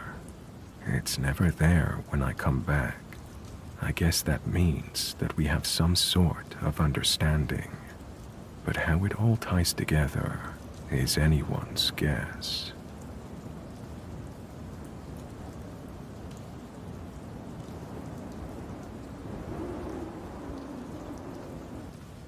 Well, you really screwed up this time, didn't you? You found a gnarly deal on a beautiful home that almost seemed too good to be true, and you jumped at it. And now that you're all moved in, you've started to notice some anomalies. You know the type, the spooky anomalies of the supernatural persuasion. Bumps in the night, doors opening and closing by themselves, auditory hallucinations of voices and whispers. It's more common than you may think, but not everyone realizes the danger. These signs could be proof that some forsaken lost souls inhabit your property. Maybe the previous grandmother self-immolated in the attic. Maybe dear old dad went suddenly insane and repainted the house with the blood of his children. Or mom tried seducing demons in the basement. If this sounds even vaguely familiar to you, and you are looking to the good old internet for help, then you've come to the right place. You see, I have this friend, had this friend named Nathan. A couple months back, Nathan found a house for sale in southern Georgia. It was nestled along a remote stretch of woods just outside of Waycross. It was a historical area, an old colonial-style home just under 5,000 square feet, 6 bed and 6 bath, with white picket fences and a dozen acres. The quintessential American dream house by all accounts. The price was unbelievably low, but after Nathan contacted the real estate agent, he found that the price that he had seen listed was indeed the price that was being asked. For most people, I imagine this would have raised some pretty big red flags. But Nathan was an idiot. The confident type of idiot that believed machismo is substantial for conquering all of life's obstacles. I know it's not kind to speak ill of the dead like that. Spoiler alert. But I'm just trying to give an accurate portrayal of the kind of person Nathan was. You know, the alpha male who hits on your girlfriend, lives at the gym, and probably finds too much pleasure to his own selfies. For people like Nathan, friend is really just another word for ego reinforcer. He was cocky and often let pride get the better of him. His wife, Janelle, was actually my ex-girlfriend from a while back. Bit of a skank, but practically a supermodel. They had 2 kids, Natalie and Mason, who were both spoiled brats. Again, I'm just trying to give an honest perspective of them in hopes that we may all learn something from what happened. You see, what happened to Nathan, which I'll get into later, was something which I believe could have been easily avoided if only he had followed a few simple instructions. After the funeral, I got to pondering on the matter and realized that what we all really need is a set of rules to follow if you believe your house is haunted. Let's begin. Rule number 1. When looking to purchase or rent a house, always ask for the history. Odds are, if a house is being offered at way below market value, then there is a very good reason for it being that way. Nathan didn't do this and thought that the undermarket price was simply the universe handing him something he didn't really earn, as it often seemed to do. Nathan jumped at the offer, and within a few weeks, he and his family were approved to begin moving in. I volunteered to help them move in, and I'll be honest, the house was absolutely gorgeous. Things were great for them at first, but Nathan soon started noticing some odd occurrences. It started with this knocking sound that seemed to reverberate all over the home at odd hours.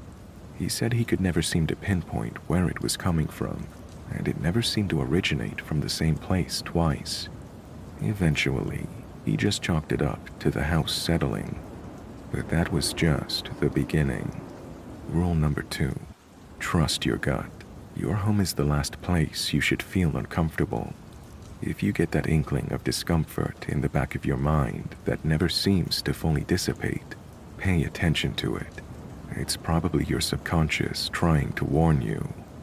Nathan tried ignoring these sounds, told his wife that it was just normal or the wind, and comforted his children when they felt scared. He had 2 dogs, Rusty and Sailor, both of them black labs, and both seemed to become very anxious after moving in. Nathan did his best to get medication to help the dogs relax, but it didn't seem to help much. That brings us to rule number 3. Along with your gut, you should also trust your pets. Animals have instincts far greater than humans. It's been said that man is the only creature who will sense danger and still wander into it. Animals have a sense for the supernatural, dogs and cats in particular. If you find them growling at what appears to be nothing, or constantly staring into specific areas of the house, then pay attention to that. Odds are, they can see something you can't.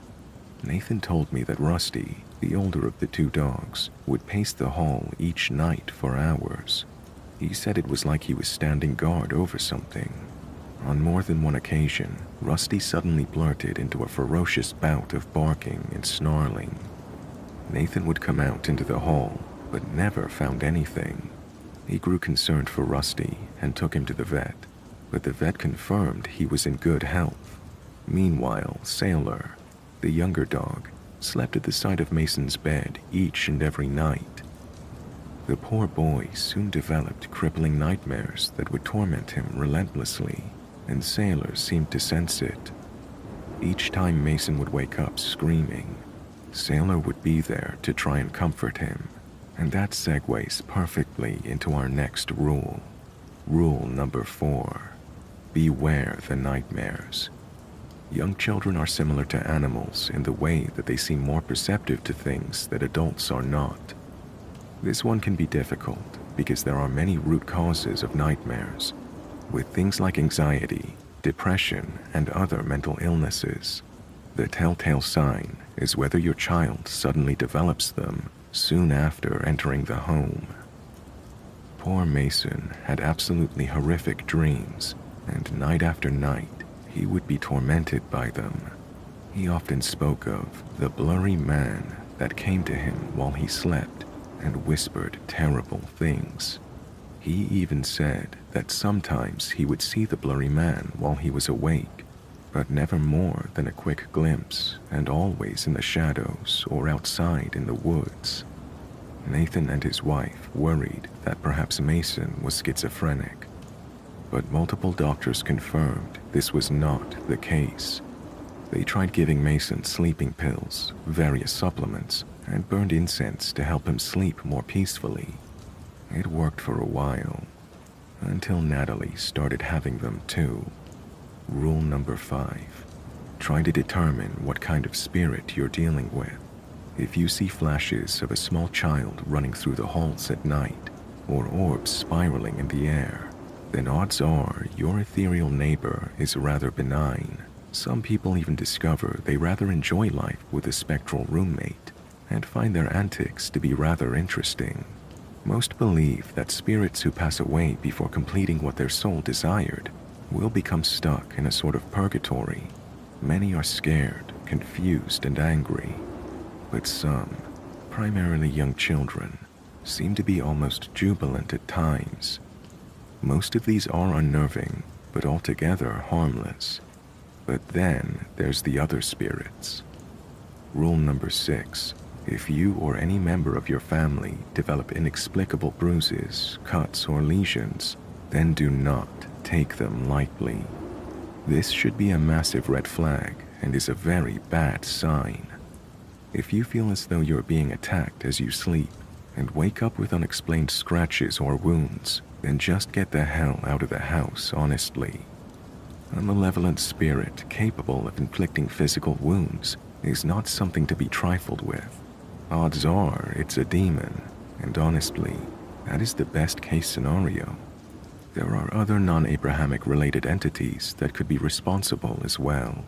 They are very rare, but if encountered, well, I'm afraid even my handy set of rules won't be enough to stop them. Natalie and Mason suffered multiple scratch marks, wounds, and even a few bruises that almost looked like bite marks. Nathan's wife Janelle was also subjected to these attacks. The children's teacher at school began to notice and became quite worried for their safety.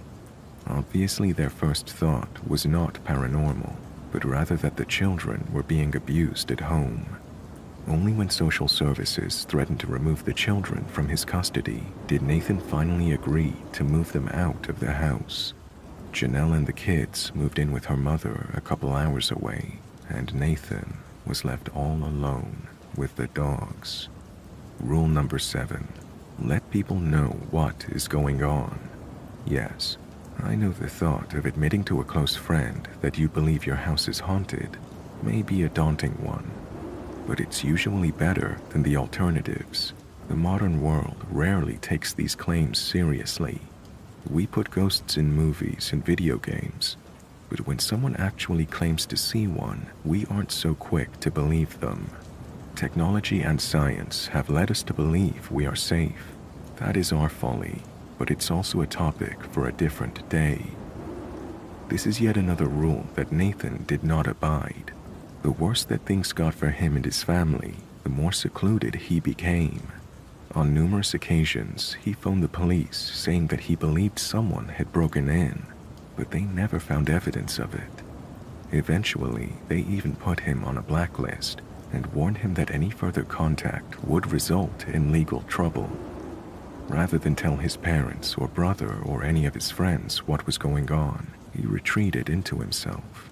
He became fidgety and paranoid, at times refusing to return phone calls and texts from his loved ones. He just broke contact, and things only got worse. Rule 8 and 9 sort of belong in the same category, although one is a little more extreme than the other. Rule number 8. If you suspect something is up, it doesn't hurt to perform a cleansing. Like I said earlier, the modern world has little time to entertain the notion of ghosts and the supernatural, but that shouldn't ward you off. If you're unsure about whether your home is haunted or not, then a routine cleansing can do wonders for you. I'm willing to bet there are mediums and priests in your town that can get the job done. Even if you can't find anyone local, you can always just go online and find instructions for yourself. It's not as effective that way, but it's better than nothing. Rule number 9. If you're really feeling as though you're in danger, get someone to perform an exorcism. It's the step that no one wants to take, but desperate times call for desperate measures. Priests and spiritual leaders are your go-to for these kinds of things. Even if you yourself are not religious, these people honestly do know how to help. There's some evidence that Nathan was attempting to do this, but it's unknown why exactly it didn't work out. Maybe he second-guessed himself and thought he could handle it, or maybe his ego took control once again. Nathan had been collecting evidence for a while and had amassed quite a stash of clues. He had audio recordings which relayed banging on the walls and footsteps in the attic. He took multiple videos, but none of them really showed anything except for the last one. But by that point, it was too late.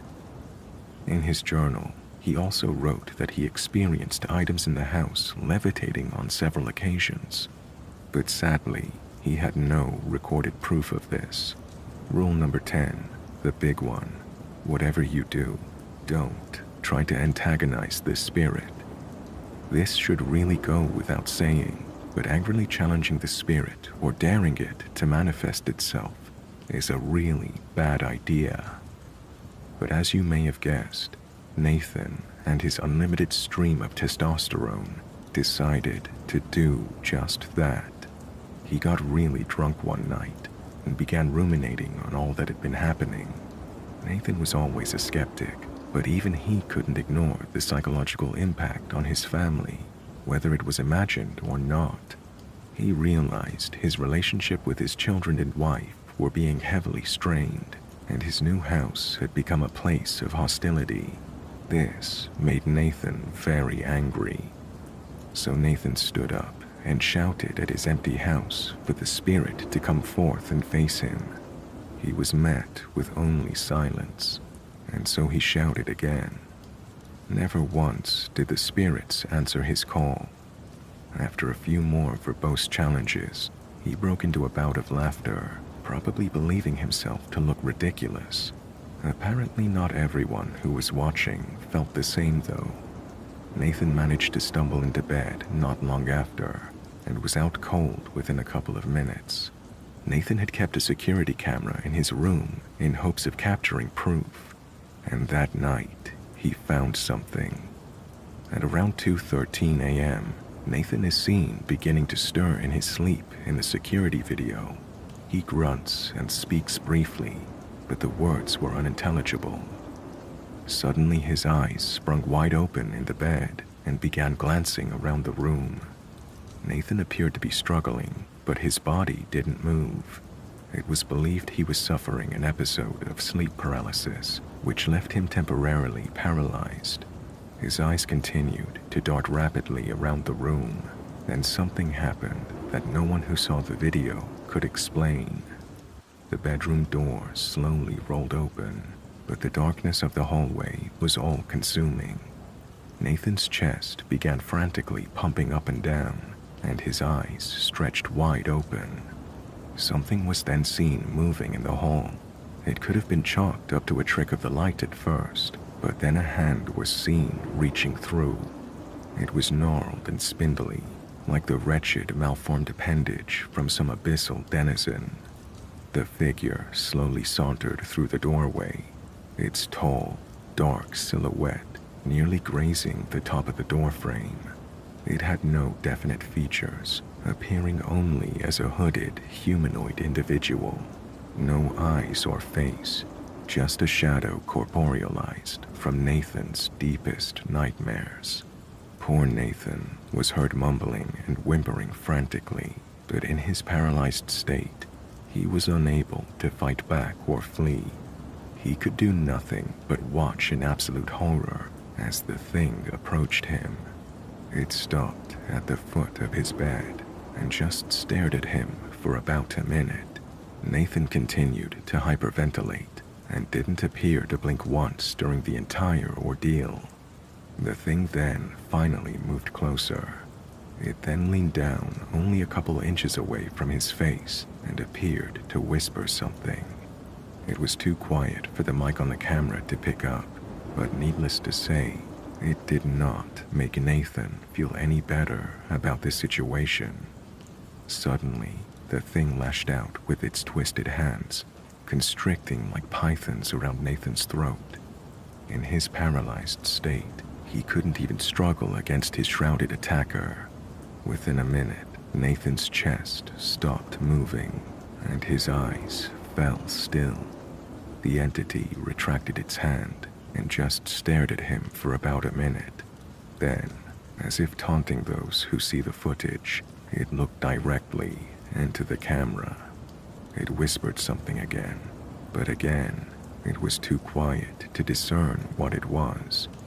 Then, as quickly as it had happened, It waltzed out of the room and vanished back into the darkness. Nathan was found by his wife Janelle a few days later, and she called the police. After an autopsy, Nathan was determined to have died via strangulation, much as what was shown in the video. Cops scoured the premises and found footsteps from the intruder. However, the footprints were soon matched to a pair of Nathan's own boots.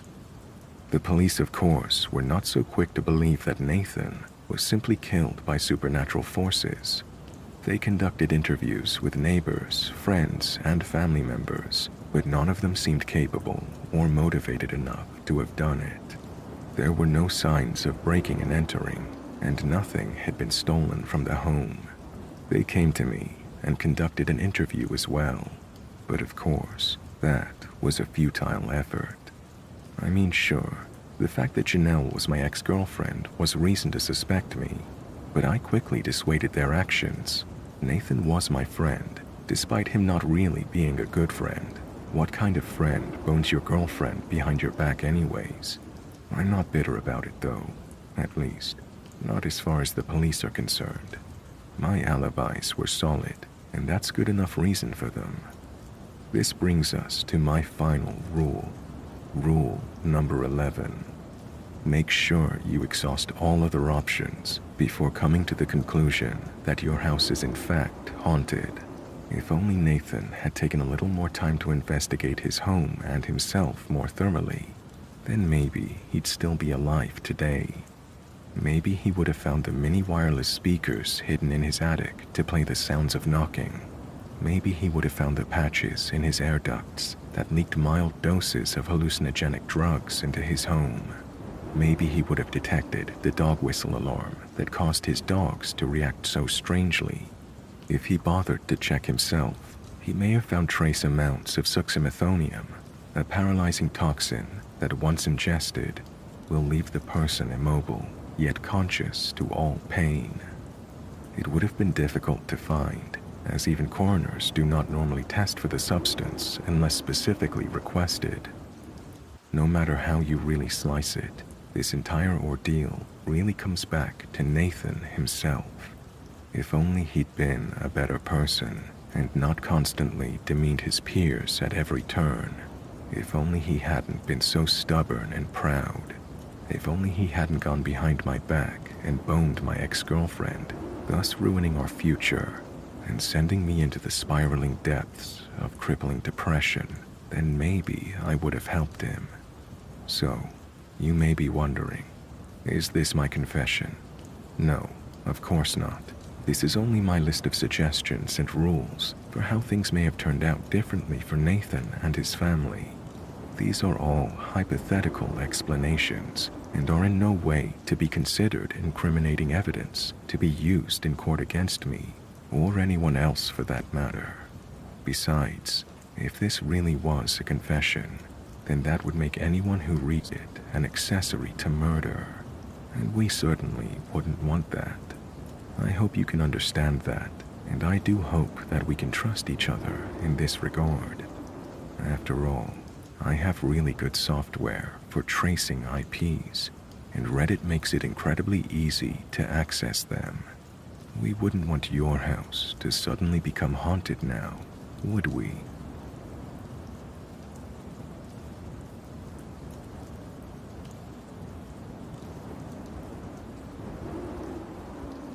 Growing up in the 1970s, my parents hired a maid.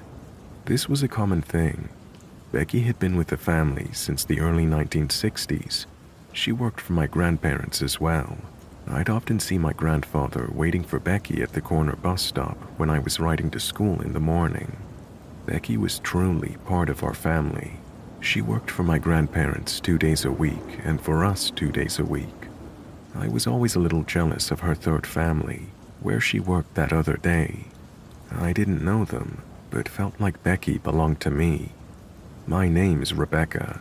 I was supposed to be called Becky, but when our Becky came to work for us, it would have been too confusing, so I was always Rebecca. Becky was a kind, gentle soul. She always put candy under our pillows. She cleaned our rooms, and if she found coins or money in our clothes, she'd iron the bills and stack the coins in a neat pile on our dresser. At Christmas time, she gave my sisters and I gifts. She was so sweet and thoughtful. She loved us. Becky and her adult nieces, Linda and Sylvia, babysat us when my parents were on vacation. I was interested to see where Becky lived, and one day, my mother took us downtown to her apartment. It was nice, a place where elderly people lived, a safe building. She lived up high, maybe on the 10th floor. What struck me was she had every single school photo of me and my two sisters framed and hanging on the wall, like 20 or so school pictures of these white kids from the suburbs. We really were her family. My parents separated when I was 14, almost 15. My mother was absolutely despondent. She cried all the time. Becky, obviously concerned for my sisters and I, confided to us that her husband had left her many years prior. She identified with my mother. Becky took care of my mother, comforting her. It must have been hard for Becky to see our family dissolve this way. My grandfather, the one at the bus stop, had died the previous fall, and we were still in mourning over that. My mom's mom had died the previous August, so my mother was in a really bad state of mind. Becky was our rock, someone who arrived twice a week to keep our home running. Then the unthinkable happened. In the summer of 1980, we returned home from summer camp.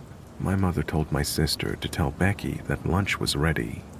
My little sister, who was 11 at the time, came into the kitchen and said, "Becky is asleep with her eyes open." My mom and I just shot each other a knowing look. My mom ran downstairs to Becky, while I dialed 0. There was no 911 at the time. The paramedics took her to a hospital. She died later that day from a stroke. We weren't allowed to see her in the hospital. We followed the ambulance because we weren't family. But yes, we were. Becky spent more time with us than her real family. I saw her daughter and a few other family members behind the glass. That was as close as we were allowed to her room. She was really brain dead by the time she went to the hospital. I saw the paramedics try to revive her in our family room. She basically died in our home. Why this long story, you ask? I want you to have some background. My mom finally started going out, trying to meet men. One night out of every weekend, I had to babysit my little sister. My older sister had moved out at 18. I wasn't happy about this because I was in high school and I wanted to be with my friends. While I was babysitting, I'd hear noises upstairs. I'd run upstairs, our dog would be asleep on the sofa, and my little sister was fast asleep in her bed, but I swore I heard footsteps. This kept happening, and I tell my mother, but she didn't believe me. My mother and father reconciled briefly. He moved back in. I wasn't happy about it. He'd hurt my mother by cheating on her. One night, while my dad was there, I heard this weird wailing. I thought it was the neighborhood fox who routinely wailed at the moon, or was crying for its pups or whatever, but this sound was closer. I thought maybe the fox was on the other side of the house by the woods. As I tried to lift up my roller blind, I could hear this wailing. It was coming from above my head, the attic.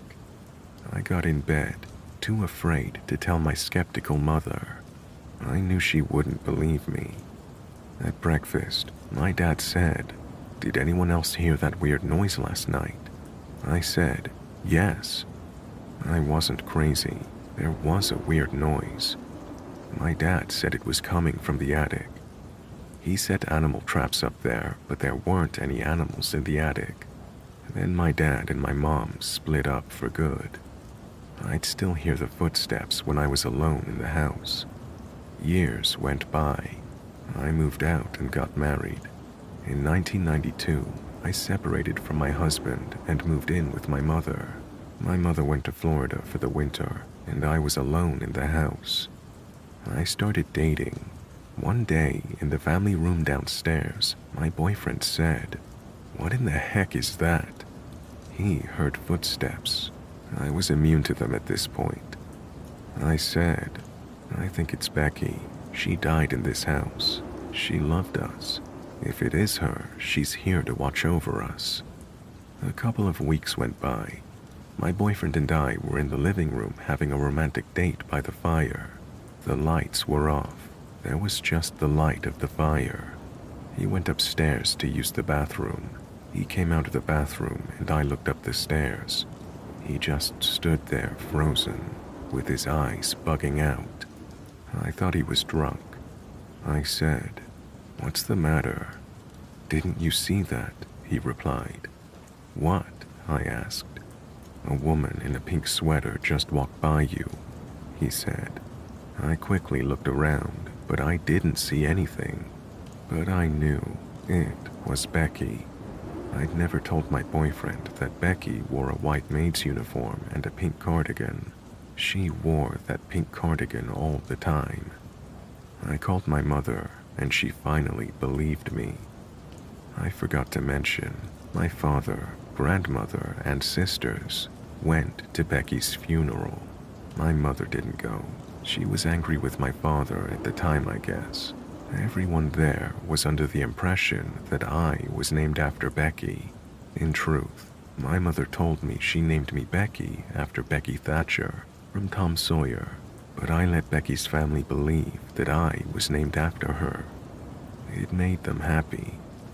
They told me how much Becky loved us. I already knew that, but it was so nice to hear.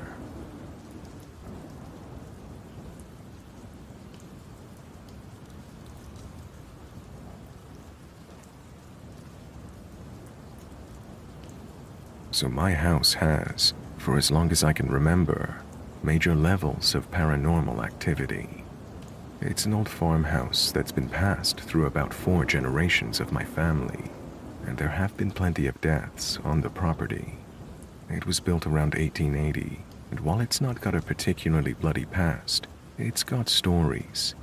My grandma died in what would later become my nursery. My great-grandfather fell out of the hayloft back in the 1920s.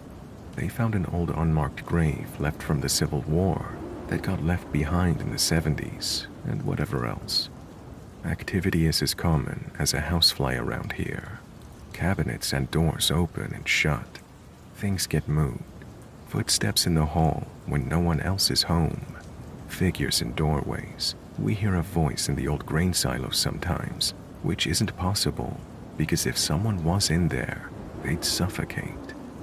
None of it feels or acts malicious, so we're used to it. We just sort of take it on the chin. We're so used to it, in fact, that I completely ignored someone trying to break into my back door last night, because I just thought it was the normal activity. I was in my brother's room, fiddling with his PC for some stuff, and I heard weird knocking sounds from outside the house. Knocking is normal, though. It's usually inside, but I went ahead and ignored it. This went on for about 3 or 4 minutes before my dog started growling so loudly that I could hear him from across the house. He doesn't growl at anything besides the basement door, so I thought it was weird and went to go calm him down in the living room. I heard the back door in the kitchen shaking and yelled, "Stop it, you're going to break the handle." Because that's just the sort of thing we say when something is getting particularly rough. Maybe 30 seconds later, I heard the door swing open, and without really thinking about it, yelled, "I'm pretty sure I told you to knock it off." I didn't realize anything was wrong until a voice I didn't recognize said, "Shit," really loud, and the door slammed shut. Of course, I immediately ran to see what it was, just in time to see a silver truck peeling out of my driveway. So yeah, essentially, just a warning not to get too comfortable with your haunted housemates, because it might turn out it's not them making the noise.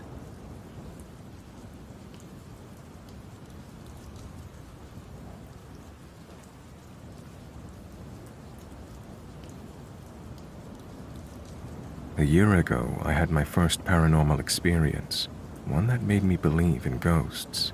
Now that I've had time to reflect, I figured I'd post about it and give some updates.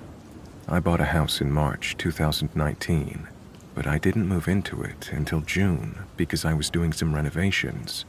The house has 3 bedrooms upstairs, and I always kept all the bedroom doors open, which is a habit of mine, even though I know it's not that fire safe.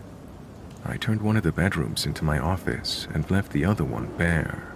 A few months after moving in, though, I started to feel weird about one of the extra bedrooms, so I closed the door and stopped going in there. I didn't really notice the change, but now, looking back, I think that's where it started. Around then, my dog started to get really upset at night.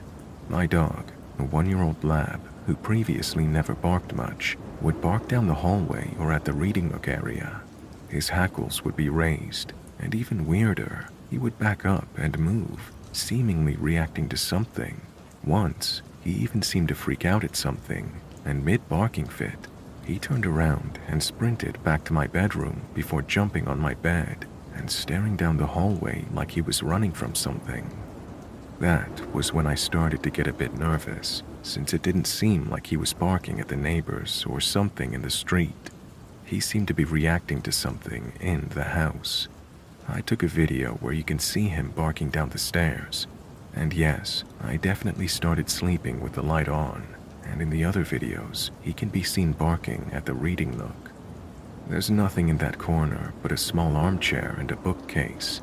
Again, it was starting to freak me out, but nothing major, until October. At this point, the barking was starting to escalate, and it started with once or twice a week, then once a night, then a handful of times a night, and by October, he was getting up 15+ times a night.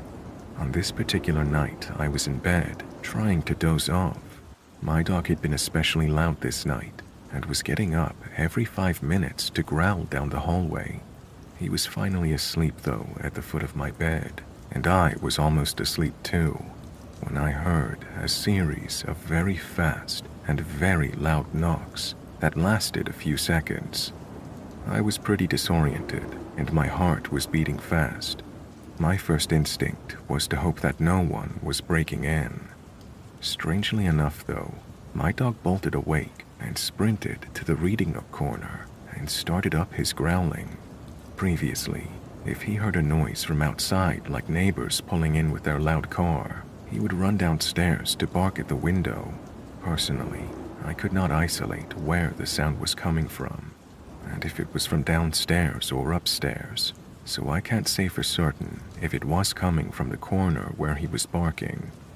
Wherever it was coming from, it stopped as soon as I got up. I finally settled him back down and managed to doze off again. This time, I woke up suddenly to the knowledge that someone was walking towards me. I knew someone was taking steps closer to my bedroom from the hallway, and I bolted up, instinctively yelled, "What the fuck?" and got ready to fight someone off, convinced someone had broken in and was about to come up on me. But there was nothing. Still not convinced, I grabbed my phone to call my mom to ask her if I should call the non-emergency police line. I was convinced that someone had broken in and was in my bedroom. She didn't answer, but I told my mom about it later, and she suggested that my house could be haunted. I decided to set up a sleep recorder for the weekend. For reference, my phone was on my nightstand next to my head. I could hear several things in a bunch of videos, including my dog moving, me moving, one of us farting, the AC turning on, and whatever else.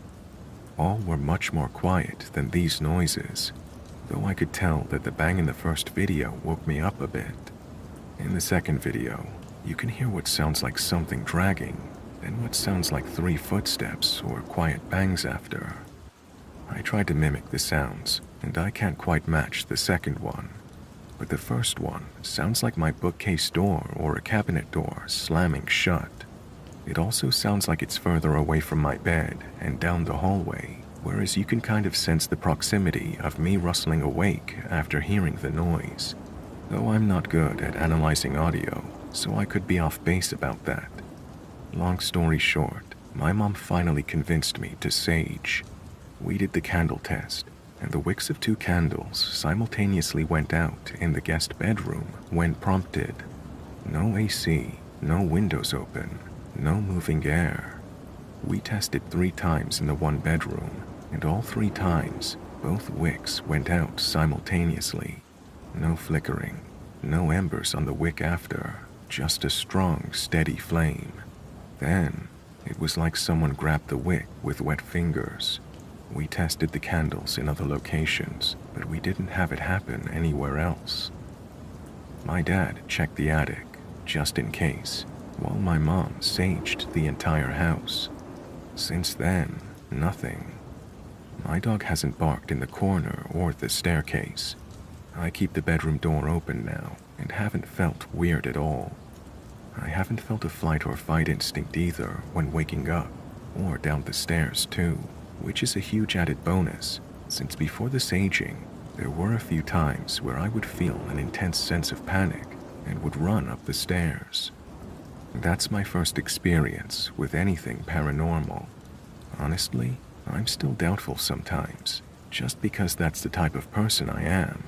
But the fact that my dog hasn't barked since we saged is too much of a coincidence for me. It's officially been a little over a year, and there hasn't been a single incident of barking, growling, or staring from my dog. Here are a few other things I've remembered upon reflecting. When I first moved in, and for the first month or 2, my dog would sit on my bed and lightly growl at the window in my bedroom. At first, I thought that he didn't recognize his reflection in the window. Then it hit me that the window actually reflects the hallway. And around September, the same time the activity started, my dog had a really sudden change in personality. Normally when I got home from work, he'd be extremely happy and energetic and crazy excited to see me. Suddenly, that was not the case. When I would get home from work, he'd act extremely nervous and terrified. He'd creep towards me with his head down, ears back, body low, and he wouldn't accept any treats or go near me, not even his favorite foods. I'd have to leave treats on the ground and walk away for him to approach. After about 30 minutes, he'd warm up and be normal for the rest of the day, but it was just so unusual. I even almost took him to the vet because I was concerned about it being some type of cancer or sickness, but eventually it stopped after a few weeks.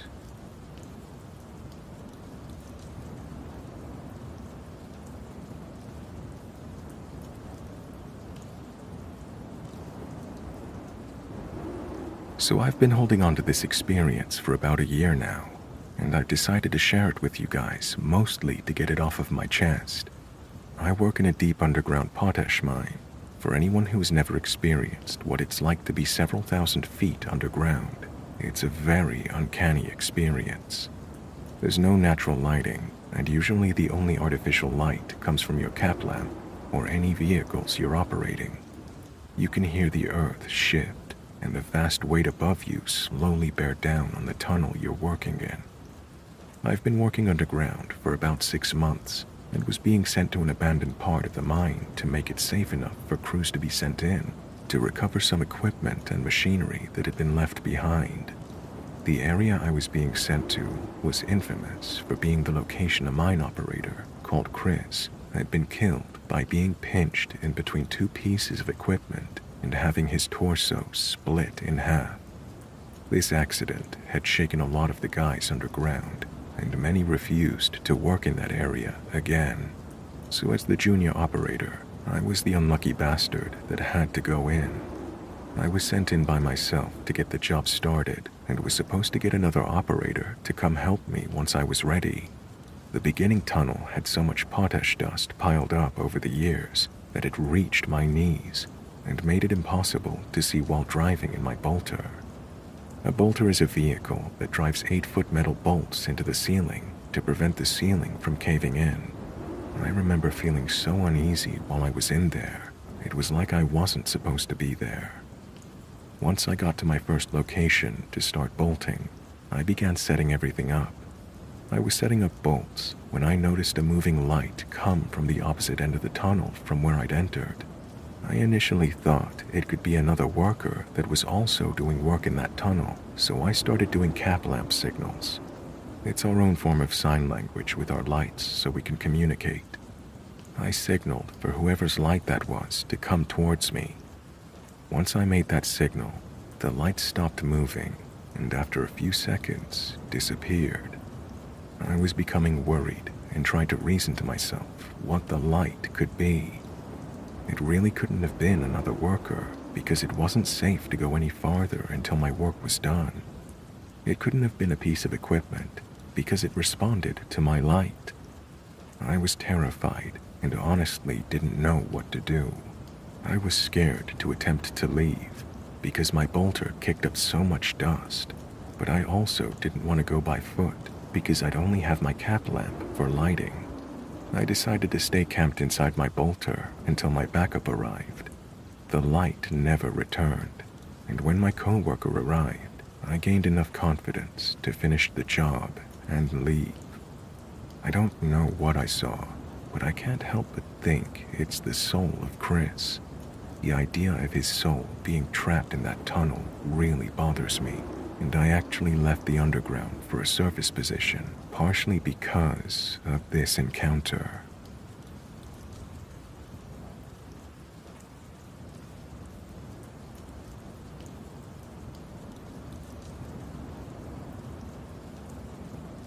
Let me start off with a bit of backstory. About 9 months ago, I began working as a hospital security guard at a major hospital in my city.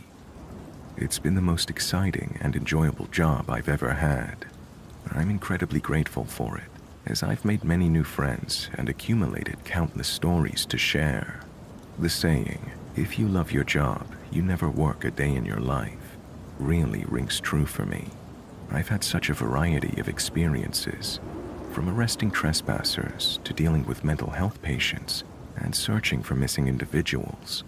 The list goes on, but those stories are for another day. Today, I want to talk about something different, my experience with the paranormal. Before I started this job, I was already intrigued by the idea of paranormal activity in a major hospital. I mean, people pass away in hospitals every day, so you'd think it would be a hotspot for ghostly encounters, right? I wish I could say I've seen ghosts chasing me down the halls, or bodies mysteriously moving on their own in the morgue, but honestly, nothing quite like that has happened. Still, I wouldn't be writing this if I had experienced nothing at all. To give you a better understanding of the hospital's layout, let me explain where security is stationed. There are 4 main buildings we cover. The first is the main hospital, which houses the emergency room and over 1,000 beds for both kids and adults. We typically have at least 8 guards handling calls in this building, with 1 guard stationed in the emergency room at all times, since that's where most calls come from. It's worth noting that I'm in Canada, so anyone can come to the hospital for any reason, free of charge. The second building, located across the street, is an 8-story medical clinic that requires just 1 guard. This guard also has to patrol the adjacent old clinic building, which is now primarily used for treating children with eating disorders. This is where the story I'm about to share takes place.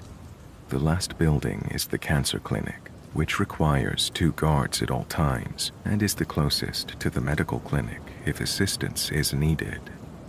When I first started the job and was shown around the various buildings, the old clinic, which we'll call the asbestos clinic due to its history of asbestos issues, immediately stood out to me. It's a building that, in my opinion, should have been demolished long ago. During my initial walkthrough, a fellow guard told me that this building was haunted by a young girl who took her own life on the 2nd floor. He also mentioned that the basement was haunted.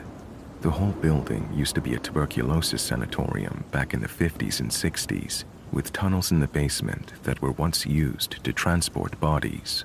About a month ago, it was my turn to work at the clinic during a night shift, and I was determined to experience some paranormal activity.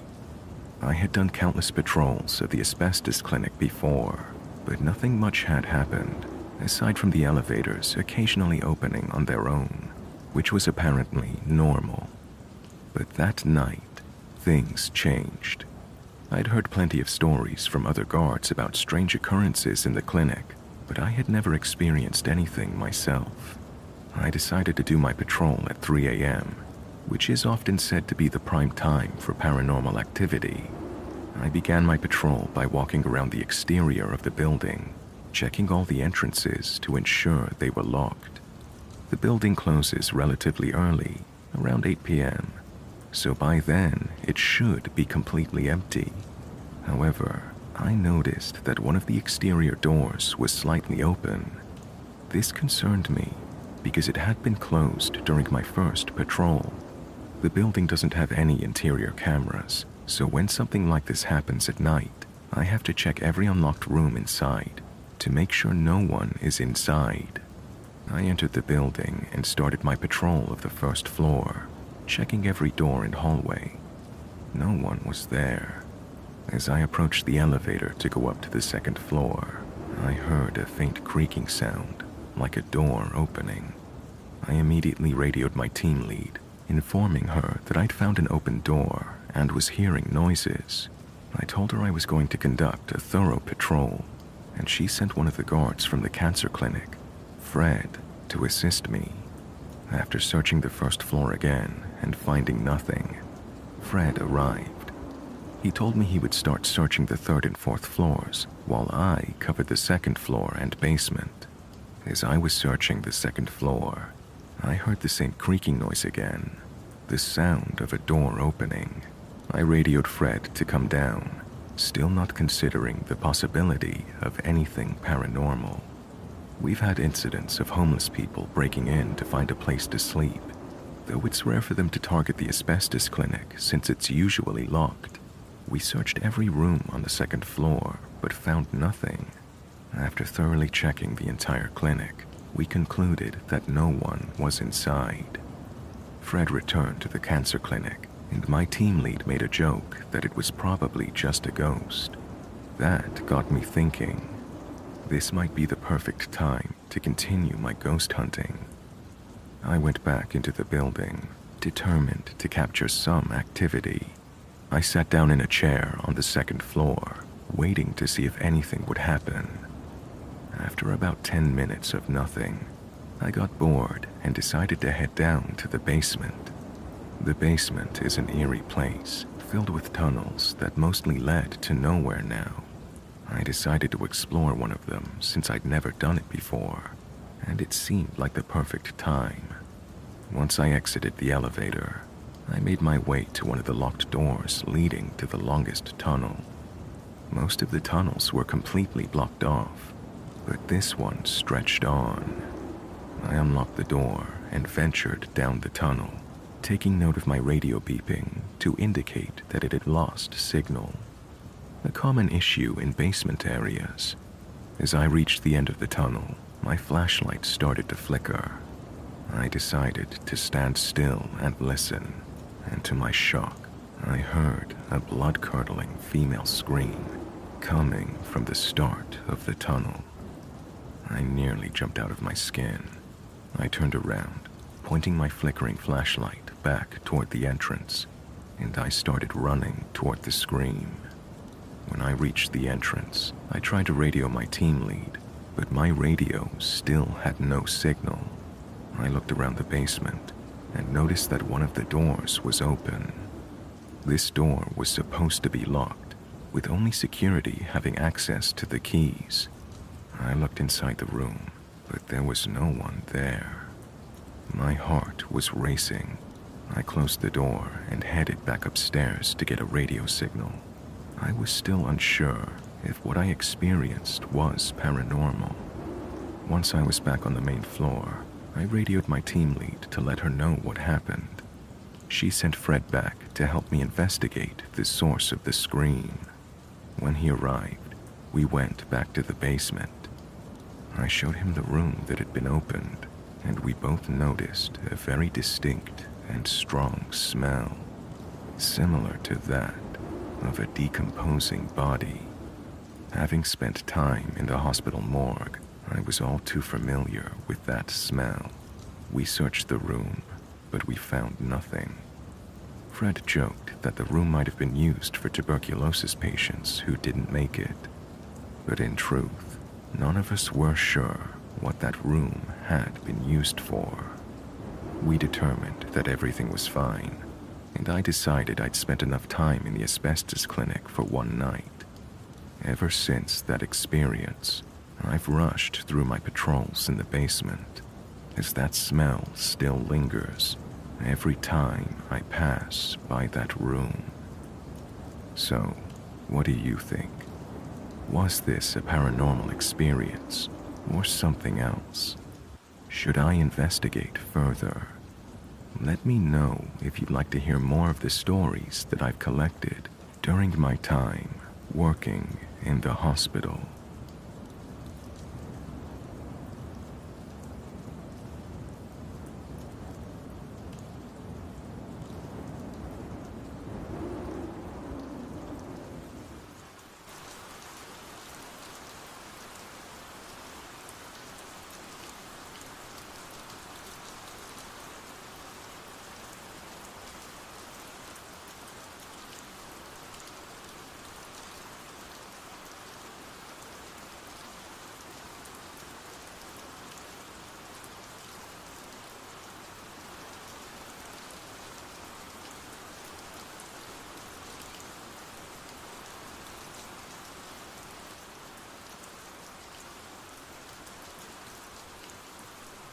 Hey guys, I hope you enjoyed that. If you have a scary story you'd like me to read on the channel, please send me an email or post it to my subreddit. You can find details of this in the video description. It's the stories that make this, and this is the best way to ensure variety in the stories I share. Thank you all for listening, and a special thanks to my channel members and patrons who now have special access to ad-free videos and other behind-the-scenes content. Once again, thank you guys for listening. Have a great night.